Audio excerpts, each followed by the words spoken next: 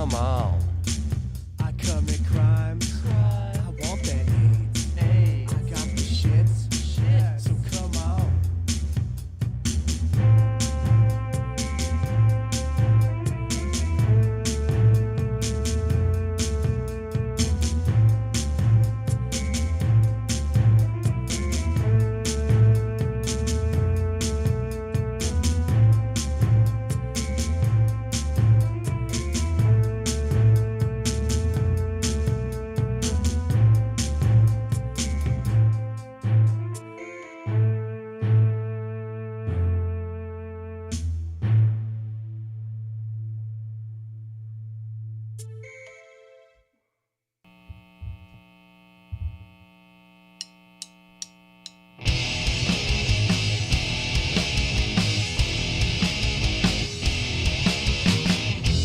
Funny like Farley on the outside, but on the inside I'm torn up. Our sense of humor often known to cause confusion, but which one of us really needs to lighten up? Hey! Hey! Hey! Hey! We'll cuddle the sheets, or cut our own throats. Either way you slice it, we'll make great jokes. We'll cuddle the sheets, or cut our own throats. And either way you slice it, we'll make great jokes. Hey! Hey! Hey! Hey! Awkward self-depreciation. A heated burn to break the ice. It's understood but likely justified. When you're rarely serious, you pay the price. Hey! Hey! Hey! Hey! We'll cuddle the sheets, or cut our own throats. Either way you slice it, we'll make great jokes. We'll cuddle the sheets, or cut our own throats. Either way you slice it, we'll make great jokes. You don't know when I'm joking. You don't know when I'm joking. Hey! Hey! Hey! Hey!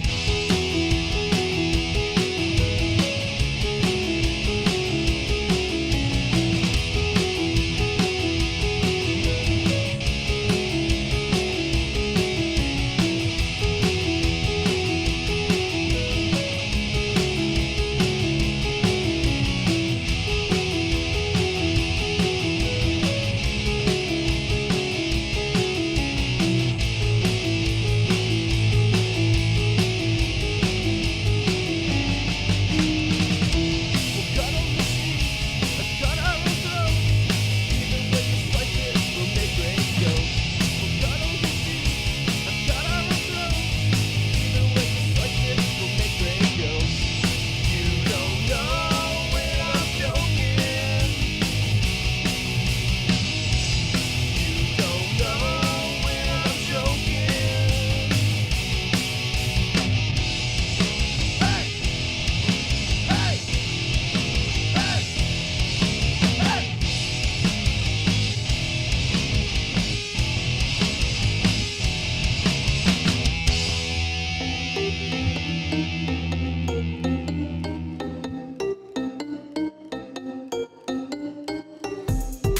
Recorded in the pits of Detroit, Michigan.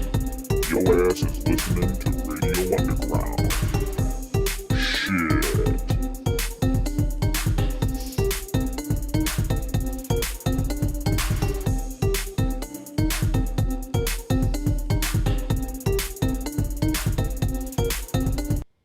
Radio Underground, episode 65.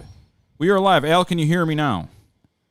Yes, You can. That's good. I can hear me too. You don't have the monitor option for whatever reason, but we won't worry about that because I'll start throwing shit. So we'll forget about that. Regis has died. Yes. Rest in peace. Huh? Regis Philbin died. Today? Yeah, just a little while ago. You didn't know that? No, Alan was sleeping. I didn't go. I stayed up all day rebuilding the front of the shed, so I went to bed at like 2 o'clock in the afternoon. Get off the damn shed! Somebody can't say shut around us without getting that clip. But It was a bad day for people that died. really bad. The original founder of Fleetwood Mac, Peter Green, Peter Green died, and acting legend John Saxon from Enter the Dragon died. Oh, You know, the white guy from Enter the Dragon. the white guy. Oh yeah, Him, the one that was with the black guy. yeah. The guy that they used as the bad guy. Or- Yeah, he was also in one of the Nightmare on Elm Streets. Oh yeah, yeah. He's got really thick. I got it mixed. yeah. I got it mixed up. You know what I'm talking about. No. Now I know who you mean. Yeah, I Exactly. think he was the original chick's dad in Nightmare on Elm Street. Yeah, Nancy. Nancy's dad, Yeah. yeah. John Saxon. Well, I'm glad I broke the news to you. Regis Al. Philbin, huh? Regis was know. the big name, yes. Oh man, was he sick? Well, he was 88. He's like Yeah, I know, but I mean, like, But no, not that I've read. damn, Regis, man. like a million years old, man. Yeah, He was very old. yeah. Yeah, it was. It's 88's a good life. yeah, sad, but not because I hope to make it 88. I won't, but it'd be nice. Right, that's like, somebody telling me I'm middle aged. Well, no, no, because that would mean I have like 47 more years. That means I'll be 94. I don't see that happening, but Yeah. unless God's punishing me and nobody else is around and I'm the only one left, like- It's It's like, Alan, you're going to be the first one in your family to break 100. Yeah. No, God. and everybody else is gone and you'll have no children and no grandchildren and no wife. No one to wipe white your dude's ass. John Nothing. Saxon. Yeah, I know who it was. Yeah. As soon as you said the dad from Nightmare on Elm Street. Yeah, pneumonia. He lived in Murfreesboro, Tennessee. I know where that is. But yeah, Regis was the big one. Everybody was a little shocked. Yeah. Not shocked, just, yeah. That is a terrible final answer. But well, I haven't heard much about him lately. I mean, I know he retired pretty much, but Yeah. I hadn't heard anything about him. So No. His wife's still alive, Joy, right? yeah, I Yeah. believe so. Yeah. What'd you say, Brian, earlier? Why couldn't it have been Kathy Lee? Yeah. Why couldn't it have been Kathy Lee? Why? Why you gotta Why'd you gotta take Regis? Why'd you take Regis? Make it Kathy Lee. Let her join her husband Frank in heaven or wherever. Or wherever. Frank. The old school running back. Now we know that there is no celebrities in heaven. They all go to hell. That's true. South Park has taught me South anything. Park is, Yeah. They're all in hell. If they made it any money at all, they're going to hell. Yep. But yeah, it was our 3 for today. 3 celebrity deaths. Wow. So- all in one day. Speaking of celebrity death, someone posted something, and you know what? They're not wrong. I don't know if you know him, but Jay and I both know him. Jay's not here, but they have a friend named Andre. I don't know if you know Andre. Oh, you might know him from him and Stones used to do videos. Yeah, For I know who he is. I don't know him, but I know exactly who he is. Yeah. He posted something. He's like, it was basically a chart showing how everything's really gone to shit since Bowie died in January of 2016. Okay, well, somebody else showed me the same damn thing, but it's since Slayer retired. Oh, Slayer's a little bit more, recent, so maybe it could be because after Bowie died, Harambe died, and it's just been, Been a downhill slide ever Yeah. since. Yeah. Yeah. so, Yeah. I mean, I wouldn't doubt it. and now it all culminates with Regis. Well, was it Slayer's more relevant to me and you, Al, but culturally, I don't know. No, I know. I got all these Facebook. I We got care. all these Instagram different Slayer fan pages and stuff, Yeah. and they're like, look what they keep showing. Like, look what's happened since they've retired. And they show all this different stuff, and I'm like, I believe you. Well, that's actually, you're right. That is a lot more recent, a little bit more probably prevalent for now, and a lot of people don't realize this, but Jeff from Slayer and Regis were best friends in real life. I just made that up. Yeah, I was like, it's one of those. It's one I'm of those. sitting there like thinking, I'm like, no. Yep. It's one of those 'Cause lies that was so over the top that I believed it. Yeah, because You actually there's did double take, like, what? There are weird friendships like that, Well, we talked about Nugent and Tom Morello at one point. That's a real one. Yeah. But there was, I mean, it's. Here's what happens when Tom calls Ted. Thanks for sending me to my grave with AIDS. But that's how their conversations start. Yeah. Every time they read each other's Twitter post. Hey, Tom. Why are you gay? Yeah. But yeah, I don't know, man. A lot. I mean, when people die post 80, it's not sad, but it sucks. I'll put it that way. Yeah. Sad and tragic is like, Yeah. I don't know, you can't collect like a pension and you die before then. That's sad. Right. It's I mean, somebody's 88, and somebody did some math, and Regis was on TV for like something like 18,000 hours over the course of a certain amount of time, which is the most of any human being ever. It basically, if you turn on the TV once a day, no matter what day it was, even if it was weekends, Regis was probably on TV. Like every day of the week. He was like for 40 years is what it amounted to. He was like the lie Wilt Chamberlain said about women. Yeah, but it's true. Yeah, it actually happened. Yeah, it was it's something like you could turn on the TV. It was the equivalent of you turning on the TV 1 hour a day for 40 years and seeing Regis. Wow, because he was. I mean, he did his own show. He did Millionaire. He did a bunch of other shit. He was like Ryan Seacrest. He was like on before. Didn't he have like? He did commercials for some. Yeah. Like a huge something big. I can't remember now. I can't think what it was But either. he was like, the commercials were constantly aired. So I can't remember what it was. Can you imagine like the royalties he gets and the friggin' check? Oh, yeah. Amazing. Yep. It's crazy. That he got. I'm sorry. Back to the Bowie thing, right after that was when Prince died, right? Yep. Because like, I think it was like Glenn Fry. It was Lemmy in December. Yep. And it was Scott Weiland in December. Yeah, him too. And then it was Bowie right in January, the beginning of the year. Yeah, like the Glenn 10th. Fry. Yep. Prince was beginning of April. Yep. Prince was the beginning of April. Oh no, what's his name? Actor guy too. Fucking Alan Rickman. Yep, Alan Rickman. Yes. Ho ho. This is Alan Rickman. Yeah, oh yeah. Trying to do his Yeah. Die Hard thing. I like when he tried to play a. I like when they did like, well, there was like Family Guy when they're like, that's like Alan Rickman's answering machine. Hello, this is Alan Rickman's answering machine. Oh, hello, God. Alan Rickman's answering machine. This is Alan Rickman. I like when he tried to pose as like a hostage. Oh God, you're one of them. Oh God. Oh, please don't shoot me. His American accent. Yeah. He tried really hard. Oh God, you're one of them. It's still, and it's the part where it kills me because once you hear it and you see it in his face when they're doing that stunt where they dropped him, because they actually dropped him 40 feet onto a bag when when he fell from Nakatomi At the end. But they basically held him 40 feet up, dropped him. He fell into a bag, but they're like, "We're gonna drop you on 3." And then the stunt guy's like, talking to the other guy, he's like, "When I get to 1, just drop him." So he says 1, and they just drop him. And his face is like, because he was not expecting it. That's a true reaction. Yeah. Hey, it worked. Still one of my favorite stories because once you hear them say it and you see it, and you're like, "Holy shit!" You really do see the fear in his face. That's some fine acting. He was actually scared. Yep. I can't believe that I stopped and paused for a minute when you said Hanneman and Regis were actual friends. Yeah. I stopped and went. Yeah. Well, it's one I of the, started calculating in my head. It's a I'm like, rumor this I'm is going to fucked. start now. I'm It's- going to make it a fact. it's one of those lies that seems fucking real because it's so out there. Right.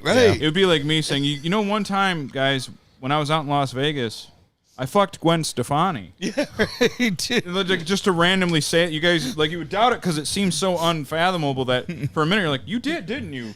Yeah, like, I started looking up dates like Gwen Stefani, make sure she was in Vegas at the same time as you were.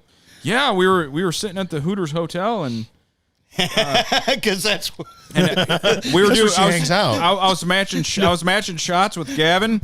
She was with him at the time. Yeah. He walked off because he couldn't hang because I'm 250-pound guy. Yep. And then it's just me and her.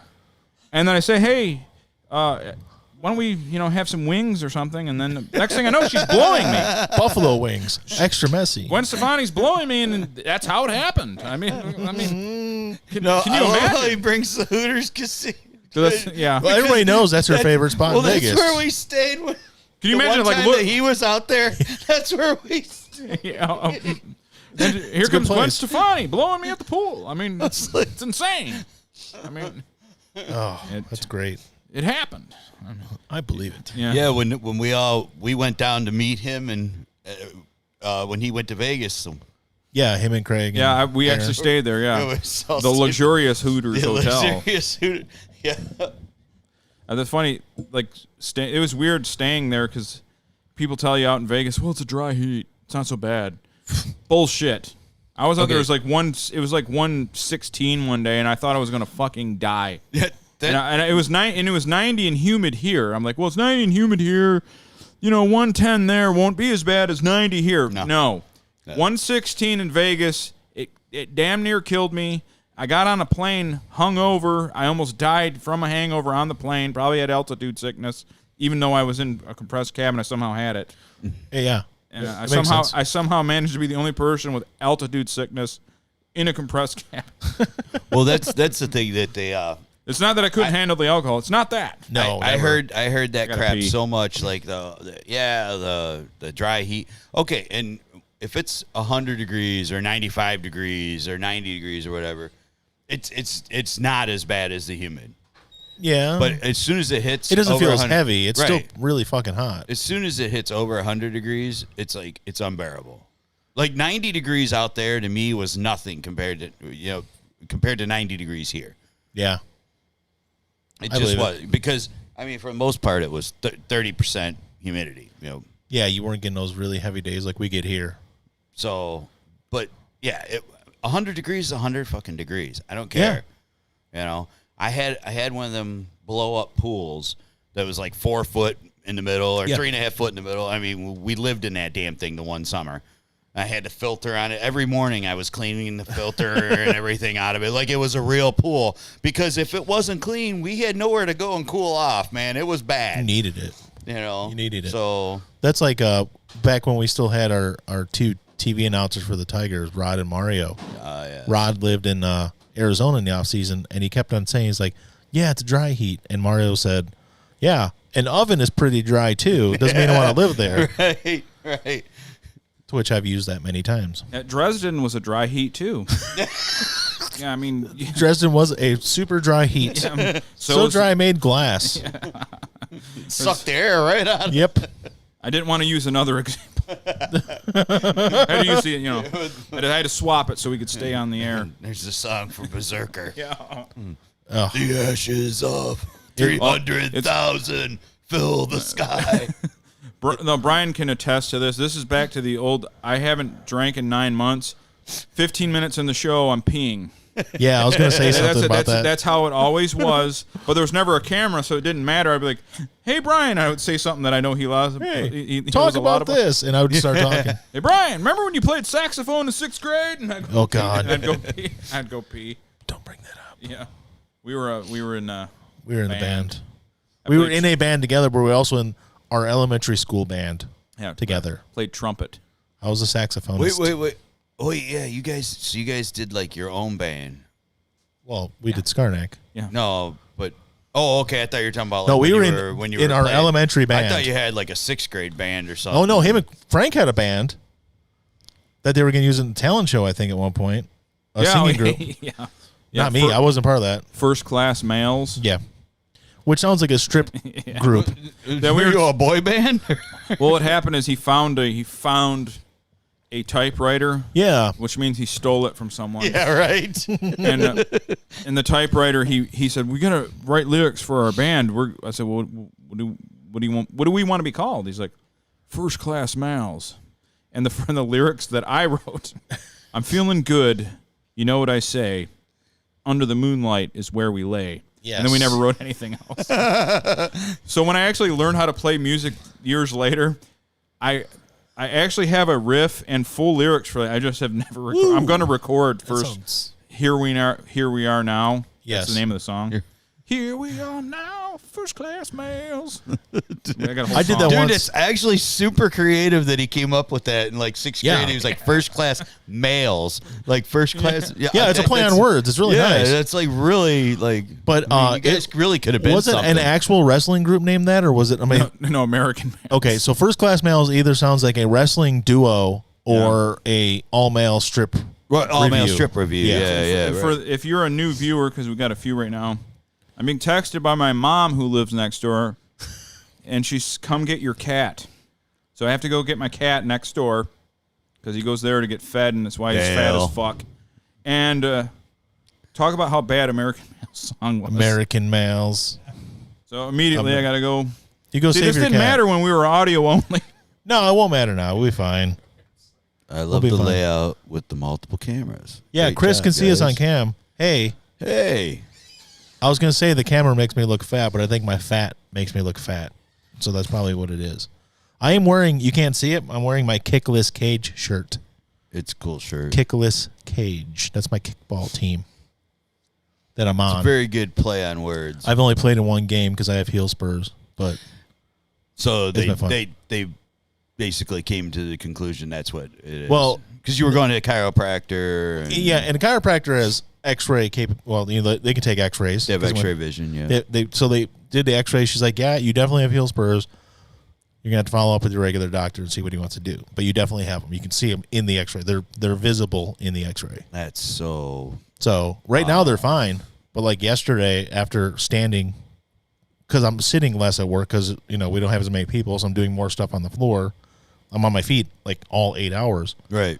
and then trying to go home and do stuff. I'm like, I'm dying. Like, oof.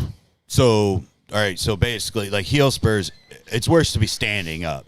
'Cause like with me, I can't sit down for too long because that's when my legs hurt.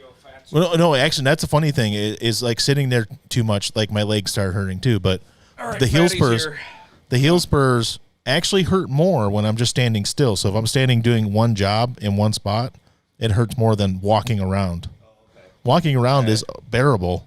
Okay. It's the standing still, like doing one job over and over again for hours and hours. Yeah, like I don't really do that too much, but I like move around constantly all night. Yeah. And then like Even sitting here, you move around. You're like, yeah, when I take a break, like I go and sit in my little office area. I got another chair there. I actually take my shoes off and I put my feet up because they hurt. I almost did that at lunch yesterday, and I'm like, you know what? I don't want to take these shoes off because something's going to happen. I'm not because my heel will actually swell a little bit. Oh, I got you. So I'm like, I don't know if I want to take this off, but Both my feet and ankles swell. Probably heart failure, but it whatever. could be. Yeah. No. But the weird thing You ain't is, gonna live forever anyway, probably because I'm favoring one side because of the spurs. middle-aged. What? I ain't middle-aged. So because I'm favoring one side, my knee will start hurting on the other side, and it'll like puff up too. So When they tell me I'm middle-aged, I'm kickball like, doesn't shit, work. I got about 8 years at best left in me, man. Yep. Thanks. Maybe 12 because I quit smoking. Thanks for the compliment on the multiple cameras. It cost me a whopping $40 for the second camera. I just love the video on Instagram. I'm like, oh, sweet, we're going to see another package. And then you're like, oh, it's a camera. Oh, no, this is what I ordered. Something I'm he like, actually oh, ordered thanks, showed Mike. up. I'm like all excited, waiting. I'm at work. I got my night at work was boring, and here's this awesome video. And I'm like, oh, what did somebody send him? And he's like, oh, it's a camera. I go, oh, he finally got the camera. Yeah, he got all the pieces before, but didn't get the camera. And then he's like, oh, no, I ordered this. I'm like, oh. So about a 5-second delay. Glad to listen to your mom and got your cat. Thank you, Tom. Thank you, Tom. Tom, you got that many names? I didn't know that. Alfred Walter Roberts. Yeah. I didn't know Tom was like a Latin guy with all these fucking names. Well, one's probably his, because when you get confirmed and stuff, you get another name in church and stuff. Is it Esquire at the end? Yeah. Tom, that is really waspy, dude. I would put. That is I would. It's almost at his. Yeah. Wow. Yeah, it's a lot of names. All our first names. Really think about it. Yeah. Wow, dude. Yeah. Pretty awesome. He should have been like a reporter or something. Yeah. It's either got to have Esquire at the end, or you got to have like the Roman numerals for like the third or the first or the fourth or whatever you. If he would have been from the South, he would have just been TR. Get over here. Get on over here. Oh, actually, right now he's TNA Walter Roberts. TNA. I got so much shit on this little desk. I'm like, all right, guys. So I got no room to put anything. You wrote something else. Oh, he should have been tonight. Yeah. You should have been a knight. Sure. Absolutely. Sir Thomas Alfred Walter Roberts, Esquire. You should Esquire. Have, you should have served in the Queen's military. Military. You should have been a knight. It would have been great. They could have bequeathed you a Jaguar. Jaguar. I can't even do You it. could have had Jaguar. a Jaguar. It's God, Jaguar. We already did the British. Yeah, we did that one. We did that one already. I thought it man. would. Everything I make a clip and I'm like, this is going to catch on. Yeah. Because it's something that catches on. And the thing was, Americans doing British accents. British love how bad we are at them. Yeah. So I made one out of one we did just by like a year ago. Yeah. Nothing. The entanglement. Remember, Al, your thing. I thought entanglement. I thought the entanglement would take off. Did not. With Jada Pinkett Smith. Nothing. Nothing. Oh, I wanted to talk about this. Girls Girls getting hurt. Yes. The Instagram page. This guy has 735,000. I've been talking to him all week. Yeah, the guy who has the actual girls. Created it. The Yeah, creator. the Has creator. been talking to me all week. Yeah. And I don't want to be like, hey. He's like, oh, you guys talk about it. And he thinks we're funny. I don't want to be like, hey.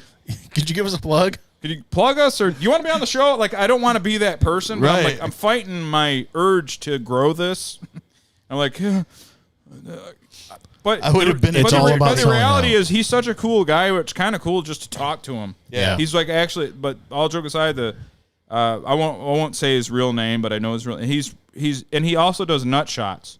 He's like, yeah, I run nut shots too, and that's got 300 and some thousand. This dude, I'm like, didn't dude, know you're that. like super famous. So like two of the funniest things like in the world. This dude. Yeah, this dude runs two huge Instagram Two of accounts. like the funniest things that I like because like He's not even though He's I not don't- Cardi B big, but he's big. I don't like And he listens to personally Radio getting Underground, motherfucker. I don't like getting hit in Why the don't nuts, you? but Yeah. Seeing people. watching people get hit in the nuts and watching girls like swing off of trees, off ropes, and not let go and smashing back into the trees. Yeah, they It's always hit just the fun. riverbank, Yeah, slide down the riverbank. roots. Yeah. It's the same thing every time. It's the same thing. They either let go too early or too late. Never perfectly. And here's what I want.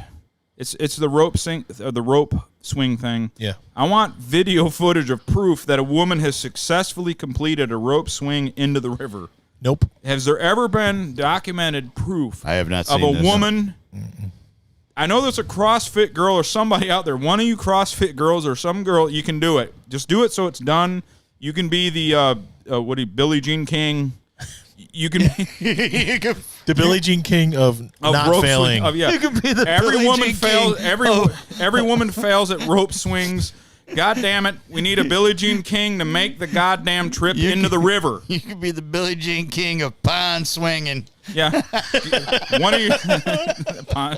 of you's got to make it into the goddamn water one of these times. Well, even the girls that hit the riverbank make it in the water eventually. Just kind of slide down I mean, you have to make on their face. a clean, safe landing in the river. I did it when I was 17, Yep. no problem. Also, the only way to make it legit is you have to do a perfect dive in, so there's no water splash up either. It's the only way we'll count it. No, just make the water. Just make the water. Just Please, make yeah. it into the water. Now, you know what? I have seen girls that make it into the water, but what happens is they end up flattening out. Oh, yeah, yeah. They either go straight back or straight stomach. Yeah, they flatten the curve. Slap. Flatten the curve. Like they actually land on top of the water and sit there for a second before they sink. Yeah, like they- in cartoons. Like they belly flop almost. They belly like, flop, yeah. but they don't break the surface. Like Right. poof. Yeah, and then Oh. drop down. And, Yeah. yeah.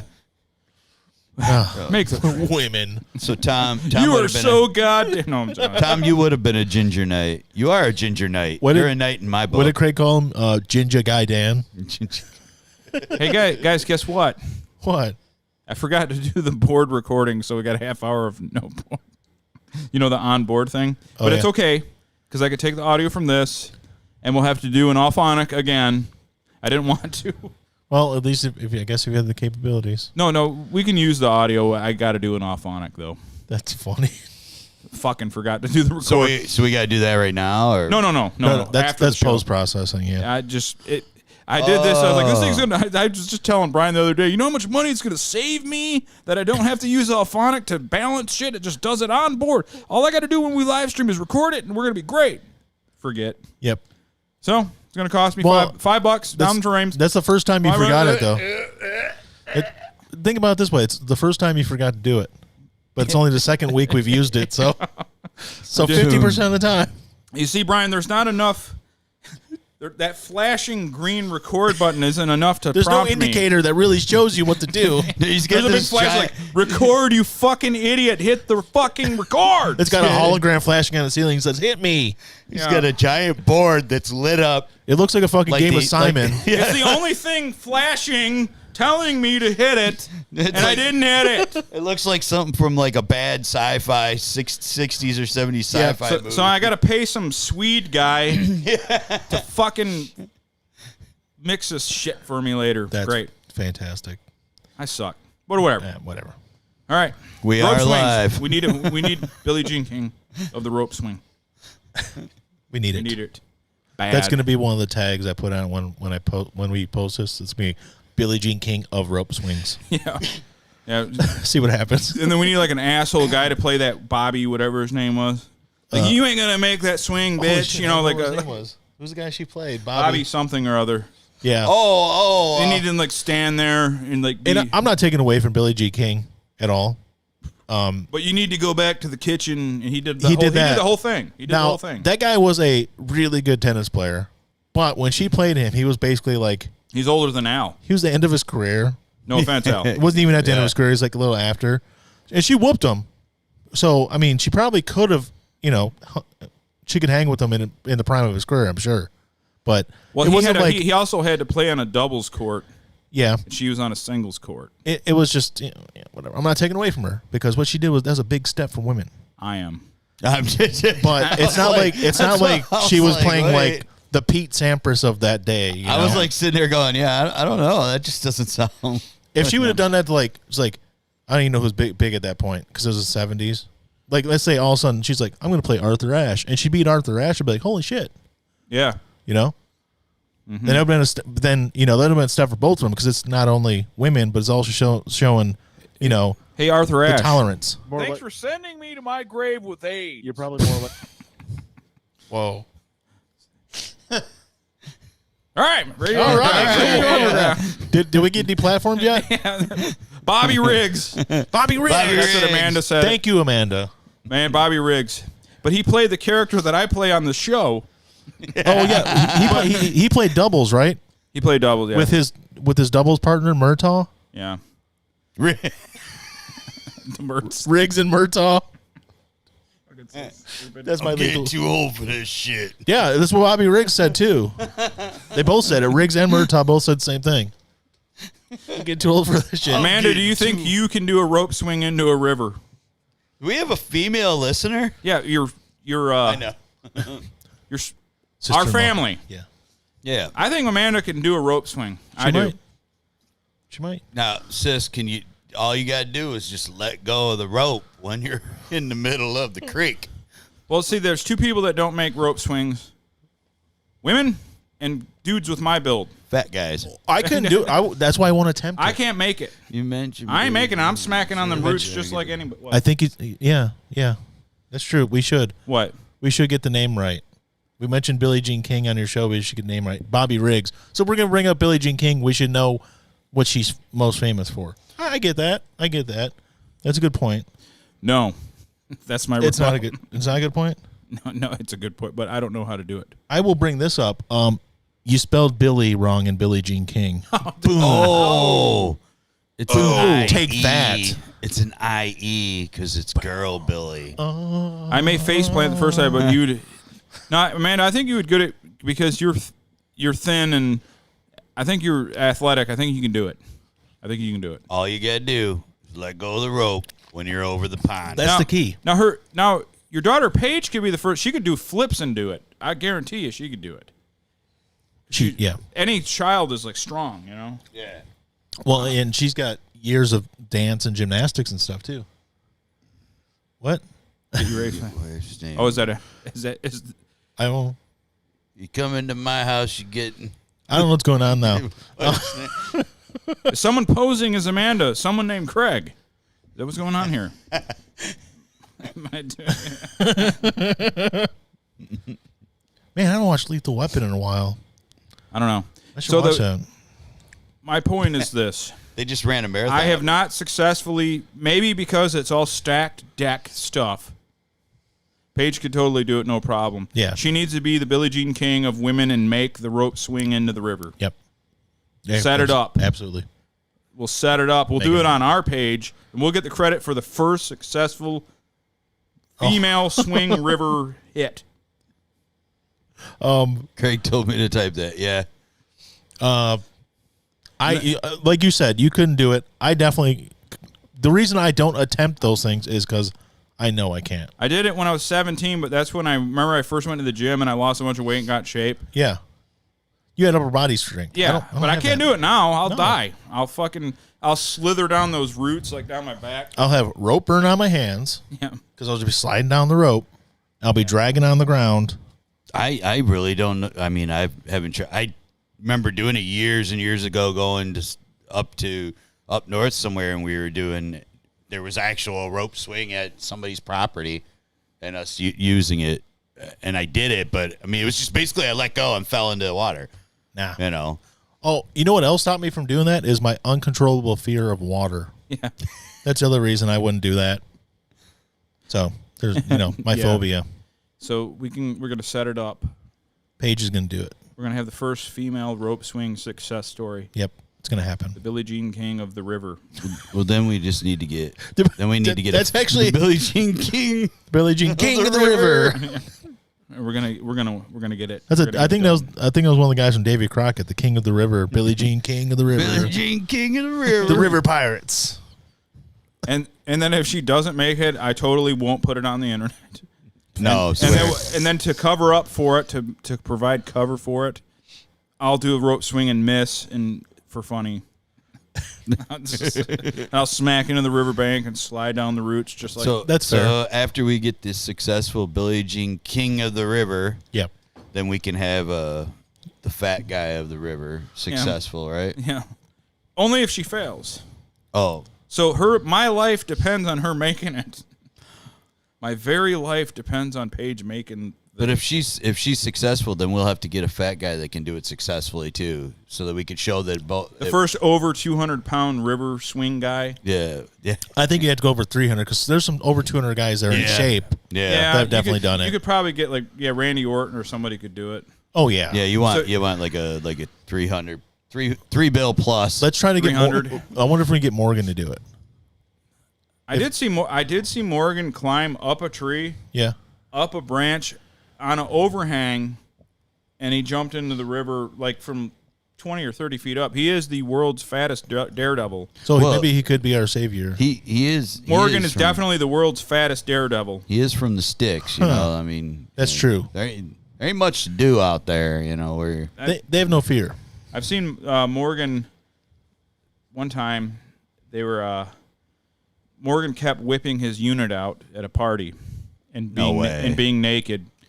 And Ew. everyone said, "No more nudity. No more. We're done. No more nudity, Morgan." And he goes, "Fine, fuck it." And he drives off with his four-wheeler pretending to be mad.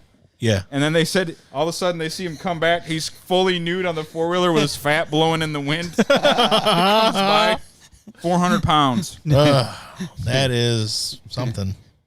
dude, he's like my boy Jay, but a fat guy. Yeah. Like, Yeah, he'll do Jay anything. always got naked. Oh yeah, always naked and always like messing with everybody else.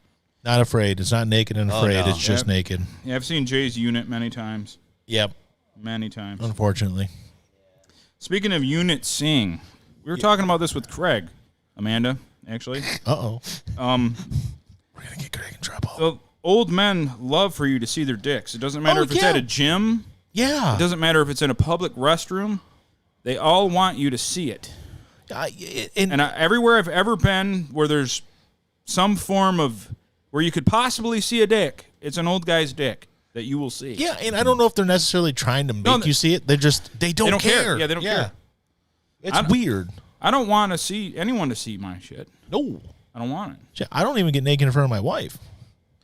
That's not at all healthy, but yeah, that's not healthy. That's not true though. That's not true. That's the secret to a lifelong marriage. All these cameras here, I'm kind of worried that one night I'm going to get drunk enough and forget, and I'm going to come. Oh, we're gonna leave. And I'm like, oh yeah. Like, oh, I left this on. Oh no, I can't stop. You'll be like one of those Twitch streamers, like, oh, I accidentally got naked on cam. Yeah. Except I'll actually mean it. Yeah. The Twitch stream girl. But I don't know, because I don't know if we told you what happened with Craig. He was going to the bathroom at work, and some dude. That's how this came up. Yeah, this is what brought it up. This guy like unzipped and pulled his stuff out, but he was still like 15 feet from the urinal and just walked across. Some old dude with just his dong flopping out. Lord. The meat whistle just flying out. I think it's just like. But it's the way it was at the gym and stuff too. Yeah. Anybody who was naked in the locker room at a gym is old. Oh yeah. I've never seen a sub someone under 52. Oh yeah, it's like I've never seen anyone younger stop and take the time, and they're just like, I'm like, yeah, just and cover it. It's a bird's nest with an egg in it always. Right. Exactly. It's a mushroom just above the forest because it's not above the shaped, grass, and they're typically not well endowed. It's what my friend Holly called a button on a fur coat. Yep. That's a good one too. That's what I have, by the way. I'm not hating. I'm just saying. Even if there was a dude, not the last gym I did go to, but the one before that would actually had a locker room. Even if there was a younger, in shape person who was naked in the locker room, they were quick about it. They weren't just sitting there like drying out, trying to have a conversation with you. Like, hey, no, how about them 69 Mets? No, I don't know why 69 Mets would come up. 69 Mets, yeah, 69 Mets. What do you think of them? Miracle Mets, you know? I'm like, dude, no. I know what they are, but I don't know why that popped in my head. I'm sorry. Chris, you're right. The gym is the worst for that. Yes. We're up to 5 concurrent viewers. We are killing it. Whatever. Killing. We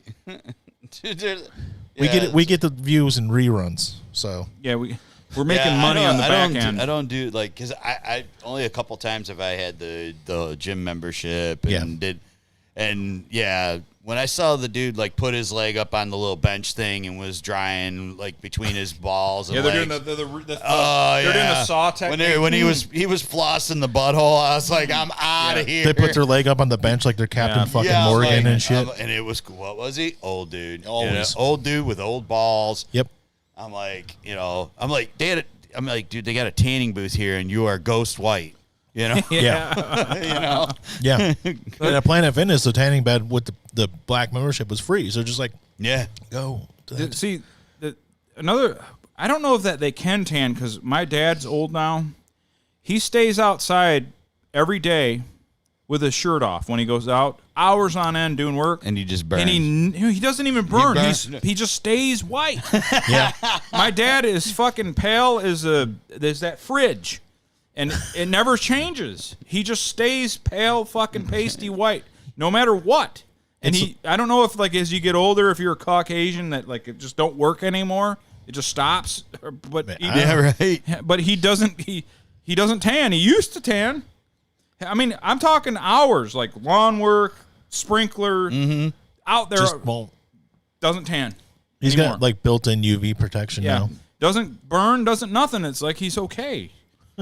So if you're mad all the time and you just smoke and drink coffee, I think it protects you. I was gonna say it's like probably all the years of nicotine of just like basically he's got like a shroud on his skin. Like his skin is just like a shroud of hate. Yeah, it's like it's reflective now. You know, it's reflective skin now because of the nicotine is just saturated in the skin. It's like every time my ma yells at him, it just makes his fucking body stronger. Yeah. He's like, bring it. You need to fucking, why don't you clean this? And he's just getting more powers. Yeah. With every nagging that he receives. That's scientific. That's probably what it is. I believe. Yeah. So it protects you over time because there is proof that it's scientific. married men live longer than single men, but married women die like way fucking younger than single. Is that because the married men are killing the married women? Yeah, or like, well, I think what it is married men live because most guys like won't go to the doctor. Like, my chest is hurting. Fuck it, I'll just drink beer and it'll go away. Just drink some water and wash down the pain. Right. If you got a wife, you're like, you're going to the hospital now. Like, but if like you know they're not married, they'll just sit there and die. Well, you know, even I do that. Like, well, I can't breathe today. It'll be better tomorrow. Right. Exactly. The barometric pressure will change, and I'll be able to breathe tomorrow. I'm fine. But if I had a wife, it would be none of that shit. It would be like, you're going to the fucking hospital. I'm not letting you die, you idiot. It's all scientific. Everything I'm saying. Yeah, It's true. It's 100% verifiable. It's nothing. Fact. You can fact check me. Because I know I've seen something about the married men living longer, and it's like, oh, because they have somebody in their life and it's happiness. No, wrong. No. The women are keeping them alive. No, it's nagging. That is totally what it is. It's the love that's keeping them alive. They're being nagged alive.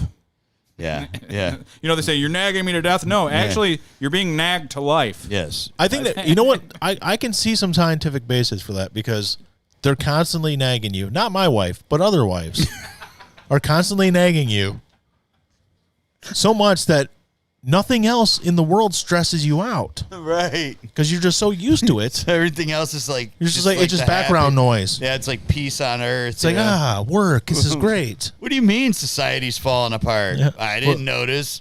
What do you mean? There's civil unrest in the streets. I had no clue. Yeah, who cares? Oh. I didn't even know that was happening. I thought riots. I thought world peace happened in like 94 or something like that. Well, if you look at how things are, it kind of did. That's as close as we came. Yeah, right.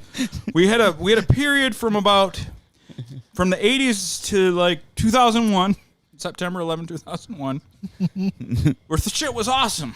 Now everybody hates each other again. That's true. So we're back to the hatred. It is. Well, and not even true. Like when they talk about the 90s, the decade. I mean, like there was a lot less hate. There was like two things that happened. It was like OJ and the LA riots. That was it. Yep. Everybody, and that was early in the 90s. Well, yeah. the three things. OJ, that, and Oklahoma City. That was pretty bad. Yeah. Well, I was going to say, but it wasn't like an overarching, constant fight. You know what I mean? I will maintain that not even September 11th ended it because yes, while we might have hated some foreigners more at that point, we all came together more at that point. It's true. For probably the remainder of the year. So we loved let's each say other. January 1st, 2002. That's when all the Congress people went up there and sang together. Yeah, everything was great we're in it here. Together. We just hated everybody even though we there. totally planned and orchestrated this whole thing.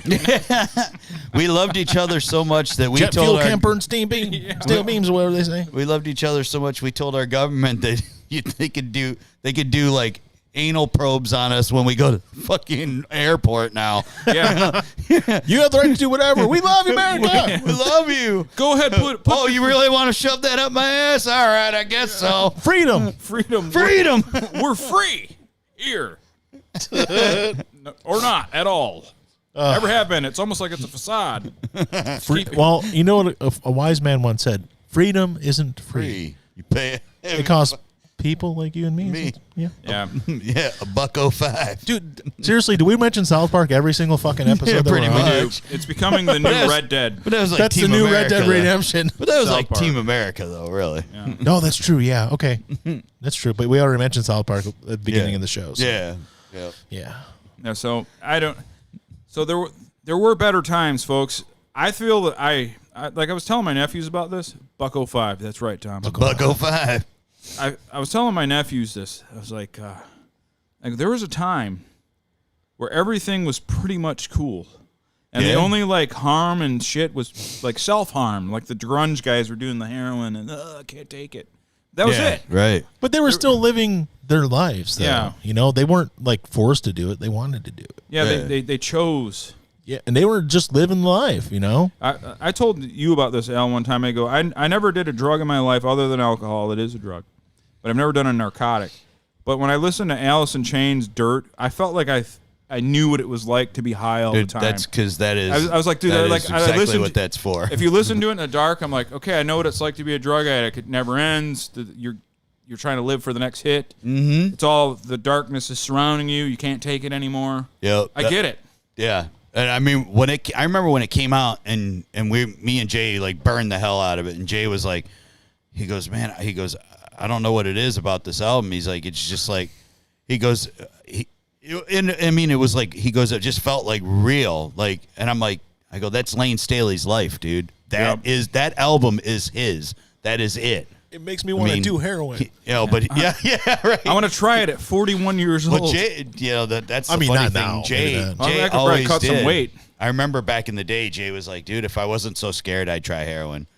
He was scared. That was the only reason he was scared to try it. But he told me, he's like, I would try it but I'm just so scared to do it. Lane Staley inspired a whole generation. Heroin, heroin must be good, because if there's something that's so good that if you try it, there's like a 80-90% chance you'll be hooked in a week. Yeah. But you it's keep still going worth back it to it? because Yeah. it's that awesome. It's probably really good. Everybody I know, it's always So the I'll same never try thing. it. Everybody I know who's tried it, and I don't know a ton of people, but I've met enough people in my life who've tried it, and every time, and this isn't people who like snorted or whatever. People who straight up shot it the very first time. They said the high was so amazingly intense, and that's all they did was chased it afterward. And you can never match And that you'll first never time, get right? it. Yeah. No, you'll never get it. No. So No thanks.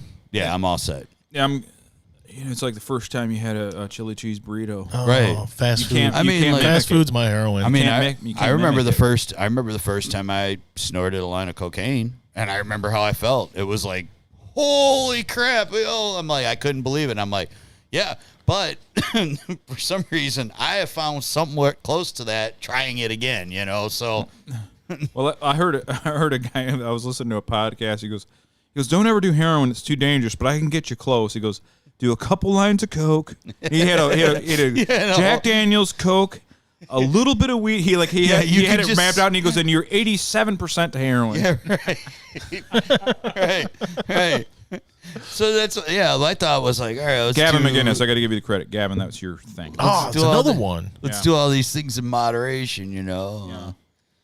That is funny because He can get you 87% close. I just looked at the body shaming video from like I don't remember how long ago, but you did it as a clip, and I was looking at that and messing with some of it, fine tuning the search engine optimization on some of the older videos, and it said you gave credit to Gavin McInnes on that one too, for the body shaming thing. Remember I don't remember what you did, but it said Gavin McInnes. So second time today it's come up for me. Yep, Gavin, he's been deplatformed. He's from a lot of things, but he's really funny. He's a really funny guy. That's why you need to get on the Ride the Snake diet. Is that for you, Mike? No, they're talking about the skit with Jim Carrey. Oh, Right, but there's a guy called Snake Diet that's around right now, yeah. and I have one of his drops. I don't have it on here now, and he screams at people about being fat fucking pigs. Oh, it's fatty. that dude. And hey, fatty. And he lives in Edmonton, Alberta, and he's the angriest diet coach. by yeah, far. and he tells. He goes, "You need to lose weight, you fat fucking warthog." He tells him like Cole. eating anything is pretty much like. Yeah, Well, Yeah. he says, my diet plan's simple. You don't fucking eat. He just like stars people. And then he has people that come live with him, and he doesn't let them eat. That sounds like Prisoner. I'll give you a quick example. I won't play it long. I'll give you a quick example of the snake diet guy. Cole Robinson from Edmonton, Alberta, Canada. Canada. That's the area where It'll they be filmed the it'll movie be Rad. real quick. I won't play him long. I'm gonna bring up Rad again. That's the area where they filmed Rad. Do you believe in heaven above? This is Cole. Hey, fatty! Behold! The War Pig Snake Diet! This diet is for the fattest of the fat! Okay? The fattest of the fat! For fast fucking weight loss to get the weight off their body so they can fucking move! People that can barely stand! People that can barely walk!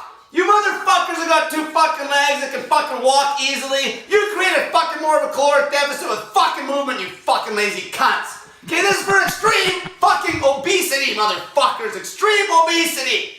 Let's begin. That's Cole. Positivity. He sounds lovely.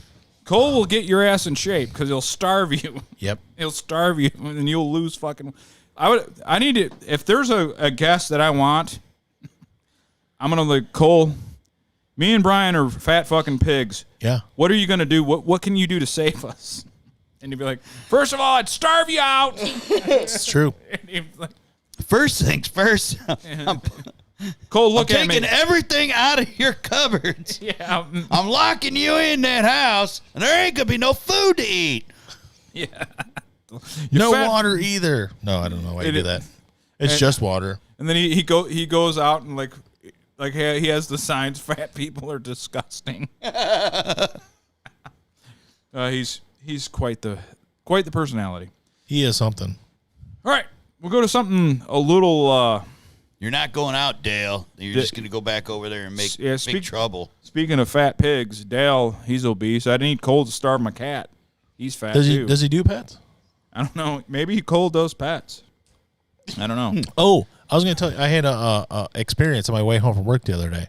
So Danny Fishing. Dan's listening, by the way. Dan has a really good fishing page. It's called Quality Fishing on Instagram. Dan is a good buddy of mine. Follow Quality Fishing. He just fishes with his dad, and they have some great big They have some fish. quality fish. Quality fishing. there's some quality conversations too. Dirty Dan the garbage man. Hell of a fishing guy. So Person.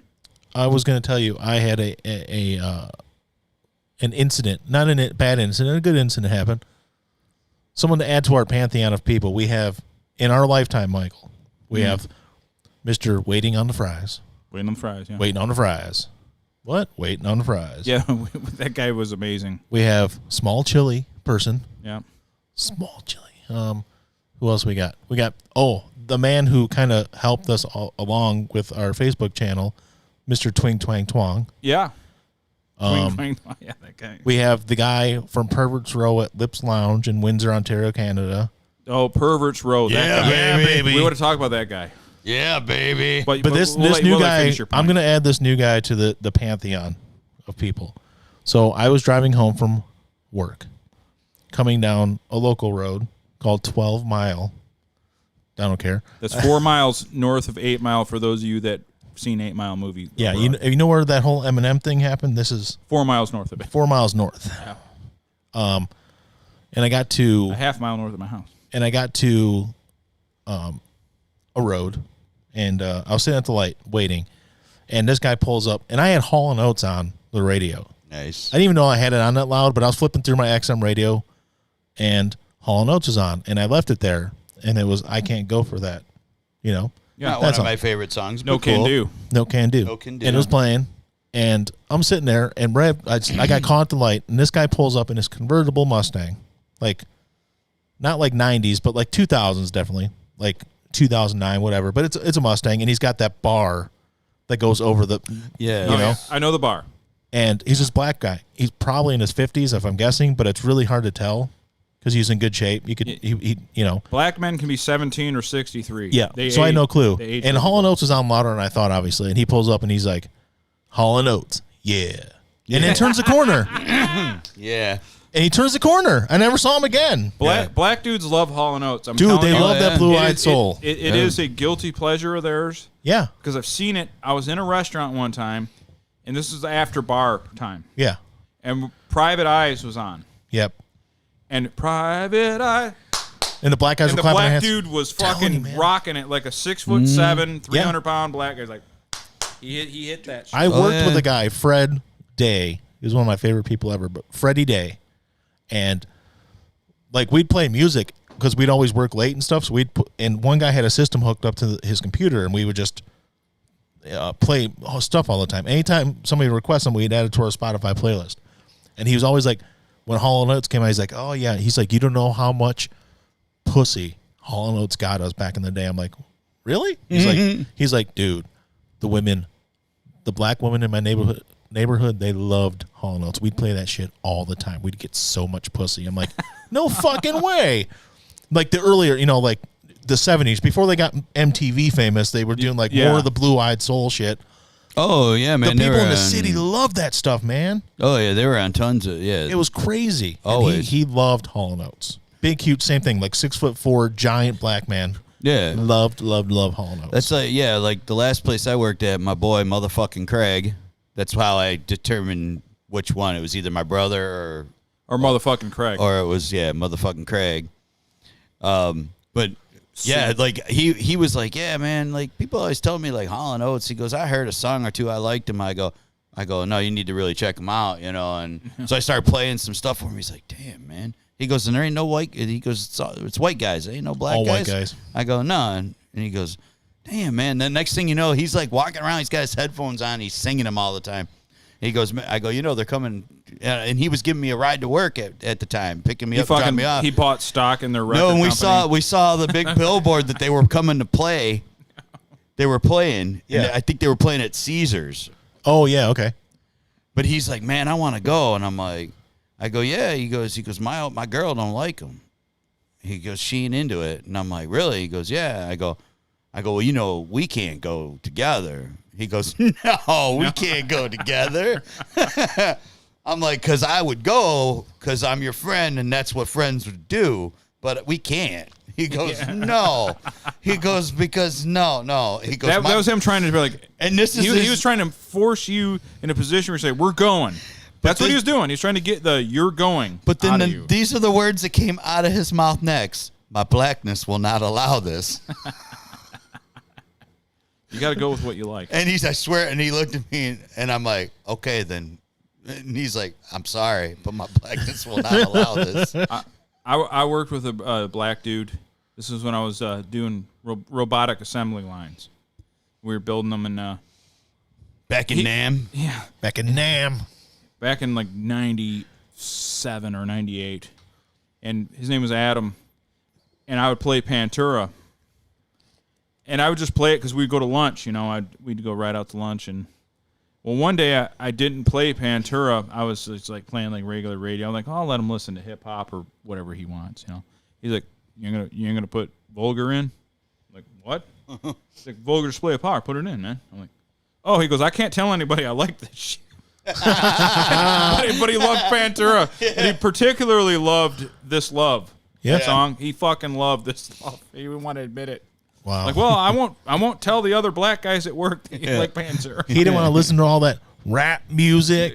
Rap music. Rap music. Yeah. Bill Paxton. Yeah. Next to kin. But Adam, he lived at 7 in Van Dyke. And he had a man. He came in one day, and he looked like shit, like just completely wore out and everything. He's like, "Are you all right?" He's like, "Someone shot my brother." I'm like, "Oh." He goes, "I'm gonna kill him." I'm like, "Don't do that." I'm like, "Don't do that. It ain't worth it." He's like, "They shot my brother. I know who did it. I'm gonna fucking kill." I'm like, No. let the police sort it out. Please don't do that. Man, the police ain't gonna do nothing. Yeah, he said that exact thing. They're not gonna do anything. I was like, so I don't know what he might have done, but it might have been bad. But he never told me anything. So, No. But yeah, Damn. it's like I worked with a guy at one time too, white guy, and he was in a 1% biker club. Oh. Mm-hmm. And like his first react, because he liked me because I'm goofy or whatever, funny to him, and he was real protective of me. You know, he's like, so and so was saying this about you. I'm like, oh yeah, because someone I didn't necessarily get along with at work. I'm like, nah, don't worry about it, man. He's like, you want me to fuck him up? I'm like, no. I'm like, I got some friends. Next day, you're like, oh, why didn't so and so come in? Oh, didn't you hear his house burned down last night? And he was always wanting to kill people for me. I'm like, no, don't do that. Please don't kill anyone on my behalf. It's just everyone just be cool, man. Like, When I was in, Do you still have contact with that guy? I do. when I was in first grade, I had a protector.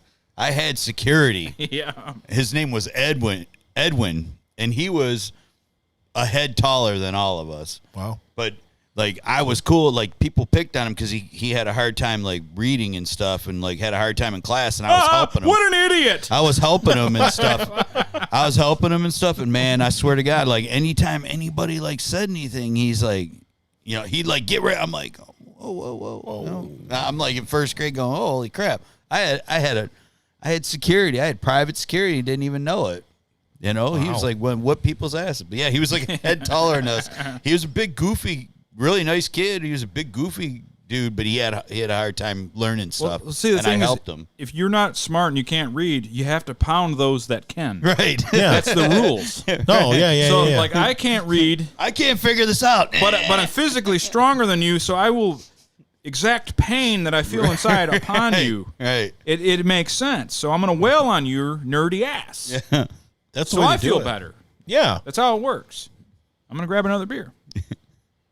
I'm going to beat someone up on the way to the... Like when I was like 22 and I had to get into a fight with a big dude because he was mean mugging me so much and he kept purposely he was like totally kept bumping into my chair and I'm like going, oh excuse me, and he's like, what, you got a problem? I'm like, no man, no, I just had my chair in the wrong place. You're way bigger than me. No, I took the beer What's your bottle. problem being extra polite with me? In fact, I was drinking the same beer that Mike is drinking right now. And I just lifted the bottle up and I like with the bottom end of it, and I just went boom right between his eyes, right on his bridge of his nose. Hell yeah. And all it did was dazed him a little bit, but it was enough for the bouncer to grab him and throw him out. Sweet. And then the bouncer's like, I watched him for like 20 minutes. He kept trying to start shit with you. I'm like, yeah, that means you go do something. And he's like, no, he's got to do something first. I'm like, oh, okay. So wait, he's got to like And physically. basically like what it was I got to the bar earlier than Bri. Yeah. And Bri was at home and he was coming down the street. So I was there. Like, this dude was already wasted and it was like 9:00, you know. And then Bri comes in. He's like, what's going on? And the bouncer was one of Bri's boys. Yeah. Grew up with him. And he's like, oh, yeah, that dude was like, he was messing with your boy here. And I go, dude, I had to hit him with the bottom of a beer bottle, man, before that dude would come over and get rid of him. Yep. That's one of those weird rules, I guess. Yeah, I guess so. But yeah. I mean, That's like, weird. I never worried though. Like, cause I mean, when I'd go out to bars, I never really worried because I was always with like a huge, all these giant dudes.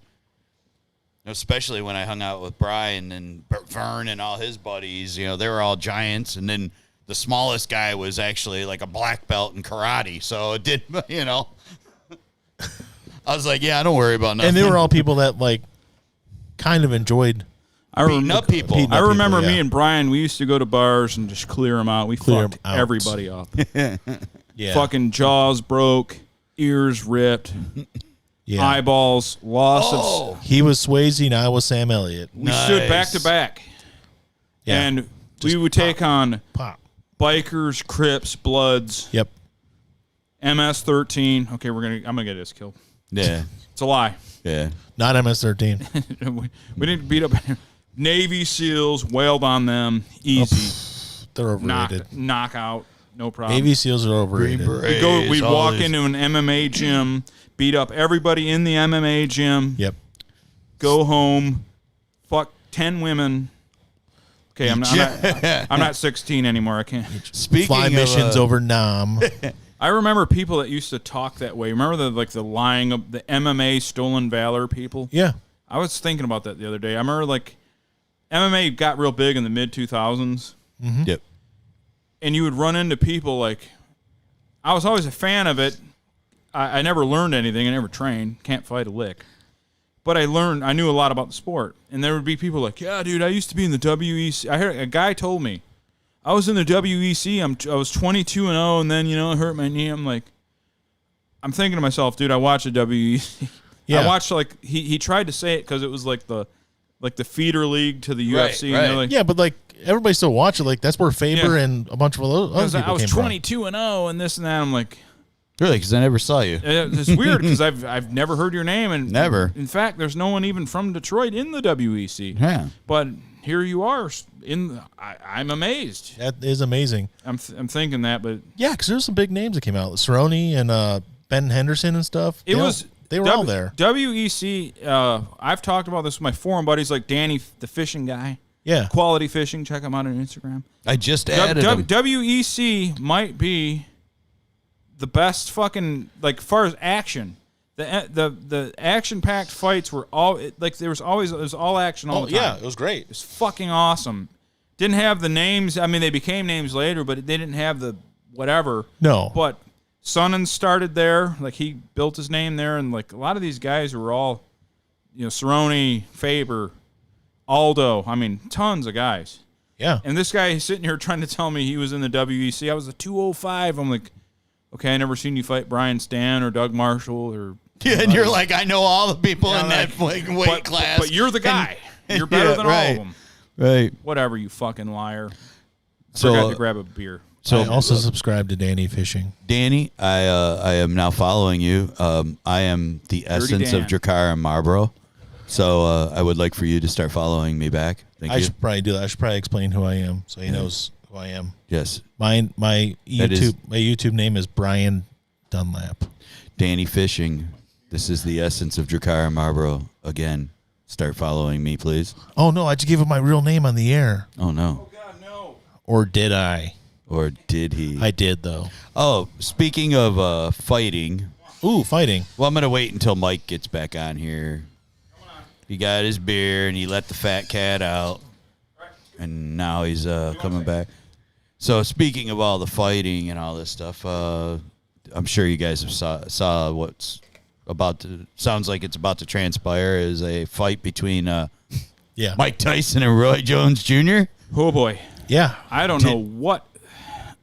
What's the weight difference? Did you see It's got, I mean, Roy don't have to cut. It might not be. It's probably going to be 20 or 30 pounds, though. Yeah. At least. and it's like so And they're old as shit. Yeah. Well, it's like Tyson hasn't fought in what 15 years. Yeah, 2005. Kevin Right. McBride. And he's but dude, they showed some video of him training. Yeah. Oh, I mean, I don't care. A 50-something-year-old Mike Tyson, I don't want to get hit by him. Well, he'll beat the fuck out of us. But can he do a fight? I don't know, but from watching just the little, there was like 2 or 3 different training videos. Watching him train, he looked decent. I mean, he definitely like he had some speed going, and I don't know. That'd be my only question. Would be Roy Jones Jr. at his age, I'm pretty sure still has the gas tank to go 8 rounds. I don't know if Mike Tyson has the gas tank to go 8 rounds. Does he need it? If he hits Roy Jones Jr., I don't know. Can he catch him? he Roy- might not. Yeah. Roy was in his prime. Roy had the fastest hands and head movement I ever saw. And supposedly Faster than Ali, even. Like, he was that quick. He was. Yeah. So, but supposedly this is for charity. Yeah, it's an exhibition. I mean, for their own charity. When I they don't fucking know. Get put in the home. I don't know. Now, like I said, Tyson still looked brutal. Hitting the heavy bag. Mm-hmm. But Yeah. to me, I was talking to Dan and the other guys in my forum buddies. It's the winner will be determined who's less 50. Right. Right. Who's less like a 50-year-old guy? 'Cause, like, Yeah. what- That's who's going to win. Are they about the same age? They're close. They're both over 50. Yeah. Oh, yeah. So I don't know what the exact Well, Tyson- age is. They're old. I mean, they're older than fucking Tyson's what, we are. 54? And Jones Roy, is 51. Okay. yeah, they're up there. I knew both of them were like early to mid 50s. Because I remember when Tyson came out, he was like And Mike, I love you. Don't beat the shit out of me. I'm just when he first came out, he was like 19 when he first fought. And Yeah. I was a teenager. He's been. Yeah, He's very- only about 7 years older than me, I think. He's So- 54. You're right. yeah. When he beat Trevor Burbick, I was like a fetus. That was a long time ago. I was seriously like 7 or 8 years old. Yeah, It was yeah. a I think long time ago. I remember. Yeah, I remember like when he was first getting big, and I was like 12, 13 years old. And he was like 19. Yeah. 20. Yeah. The funny thing was Roy, like I remember Roy's fights more clearly, and he seemed much younger, but he really wasn't. Like No. he seemed like a guy, like the new badass guy in boxing. Remember, like, because Roy was at 168, he moved up from 160 to 168, and then and he was just killing everybody, and he didn't lose till he fought Tarver at 174, and Tarver was Mason the Lion Dixon, right? Yes, he was. So, and Tarver whooped him. Finally, but I think he'd slowed down, though, is why it happened. It was definitely the back half of his career. Yeah. He's definitely slower. And Roy, I got to give him credit. He got knocked out one fight, and then on his own promotion, and then did commentary, like, after he got knocked out. Like, got to give Roy credit, man. He also got ripped off at the Olympics in 1988. No, that Korean beat him. In Korea. Yeah. Clearly beat him. That Korean definitely beat him. Beat him every exchange, in and out, better foot movement. We always talk about how boxing's fixed, like real stuff, but you never really hear about the amateur or Olympic stuff. Like, that wasn't even close. My uncle used to say about because the Russians would always cheat. Yeah. But he goes, what we need to do so we can compete with these Russians is have Texans, because Texans cheat too. So the Texans versus Russians in the cheating, we'll have them run all our shit. Because if a team from, out of Texas would play a bowl game in Texas, they would just annihilated. Yeah, they'd get totally ripped off by the refs. Like, horribly. They'd get it. Like, it'd be like every call you could imagine. Yeah, Texans were more nationalistic than the Russians about Texas. Yeah, It was funny. That's true. It's like he goes, we need to, our Olympic committee needs to be all Texans, just out across the board. Texas has always wanted to be its own state, or its own country, rather. Yeah, they tried. Yeah. Yeah, and they have a clause where they can leave, technically. Yeah. I mean, I don't know if it'll happen, but they can technically. Yeah, right. There's like 3 of them that can. Like, it's not even like we can't even. Yeah, it was something that we can't even stop it. We agreed to have them in for whatever reason, and I don't know. No, I'm not a constitutional scholar. I don't know really why or how. Yeah, no, I'm a little rusty on my constitutionalism. I'm sure if they tried, there would be some jets scrambled and some problems, but Yeah. I don't know. You can't leave yet. Well, You can't leave just yet. Hey, we'll just start taking the border wall and going up towards the top of Texas and going around. Yeah, we'll get rid of the Southwest. So you can have that. I'll just be like, Yeah. oh, you want to leave our country? Well, here's a wall. Yeah, Oh. Where were you when they built put a wall. all around Texas? I was talking about this, like east of the Mississippi. Yep. Like if you're traveling, because I was thinking, we were talking about this on the forum that I'm on part of, and I'm like, remember like I would go to Kentucky and I would go on trips like randomly and just leave with like no cell phone, nothing. I'd just leave. And people are like, well, you couldn't do that now. But I go, yeah, but I live east of the Mississippi. You're not east of the Mississippi. You're never more than 30 miles from like an outpost of some sort. Yeah. There's like a gas station. You might be in the open country, but 20, Yeah. 30 miles. Now out west, different story. Oh, yeah. Right. Out west, you can, like, Al, you've drove from Salt Lake to, Oh, yeah, yeah. and you can do what, 80, 90 miles without an outpost? Yeah, like I think it was 70 seemed to be more desolate than 80, because I did both of them. I did 80, which is Wyoming, Nebraska, and you would think it's like a lot more That's the desolate. road. But I-70, right? yeah. Okay. But I-80, when you're coming like out of Denver, and then all of a sudden you're basically in Kansas, and it's just hours. Nothing. It's hours of Not even like a gas station. it's hours of flat. Now, do they have like warnings like, hey, you should get gas here because there's not gas for a long motherfucking time? Yeah, but I mean, it's definitely Says motherfucking on the sign. Just motherfucking time. You got. You need to get some motherfucking gas. time to get motherfucking some right now. motherfucking gas. Hey, you, Whitey, gas right now. hey, dummy. But yeah, I mean, like, I remember driving. I drove like an hour and a half. I didn't even. I mean, the way I had it timed, the time of day I was there, I didn't see a car for a good hour. And then all of a sudden, one just comes whizzing past me. I'm doing 90, and it just whoa. That sounds fantastic. I'm like, okay, Not seeing that's cool. any cars on the road. Yeah, it was great. I just had my cruise control on my truck like at 90, and I wasn't even. I thought for sure I was going to run out of gas, and I mean, wasn't drinking it like I thought. But I did have a pretty big tank. I mean, I had 35-gallon tank, 36-gallon tanks. It's a massive tank. Yeah. Massive tank. Yeah, that was a GMC Sierra, so yeah. Sure. Chevy. Extended bed on it. Extended cab, extended bed. Did they have an 8-foot bed on it? Yeah, and it fit perfect in all those streets in Hamtramck. I'm sure it did. Oh shit! I can't fucking Shit, it didn't. As long Even as- fit. How many times do you have to do this? Basically, this like if I got home, like if I was going out after work to the bar, then I was screwed. I was probably parking nowhere near the house. But if I was going right home, like 5:30, there was always plenty of spots right by my house, and and you'd hear people bitching because they could get 2 cars in my spot, you know, like their little cars. No, you can't because my car's I'm here. like, Sorry. Wrong. So you could, if I wasn't here first, get those 2 cars in my spot. I used to work with a guy who lived in Hamtramck, and he said that because his dad was retired. So what his dad would do when it was getting near time when people would start going home and stuff, he would sit out there, and they had cones up in front of the house, and he'd sit in a lawn chair, and he would save 2 spots for the people that were coming home. That's the only way they could get spots in front of their own house. People would try to do that, like putting chairs, like, and they would have them all, like, there'd be like 8 spots open, you know, at a certain time of the day. Yeah. And I'm like, screw you. I'd walk right up. I'd kick a chair right up onto the Yeah, curb. you don't and own the I'd street. I'm like, Your chair doesn't claim the street. Nope.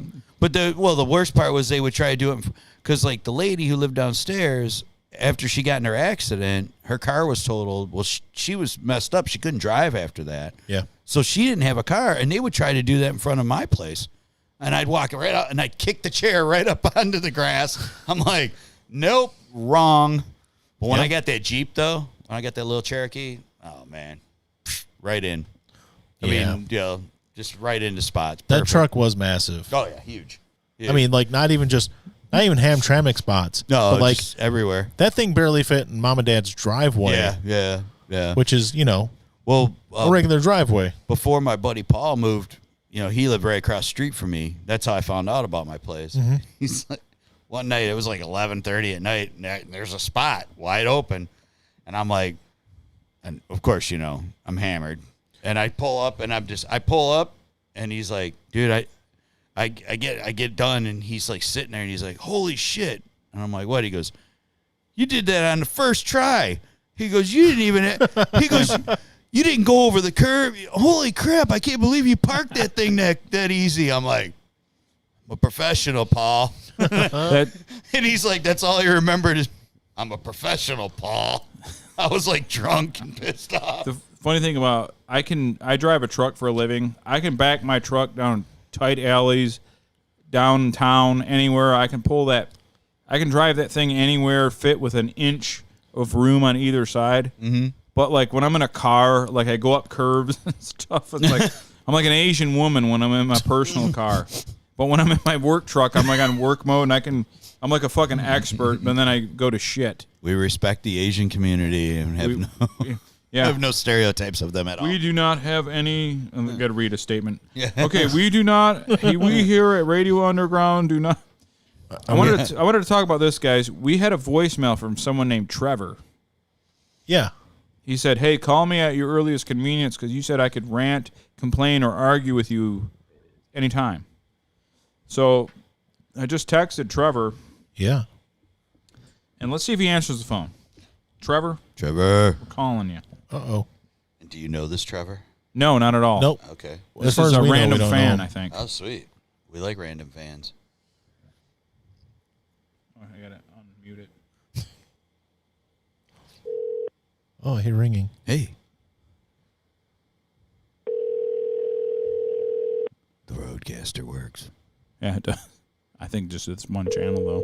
It was worth the money. Totally. Oh, he won't be able to hear us?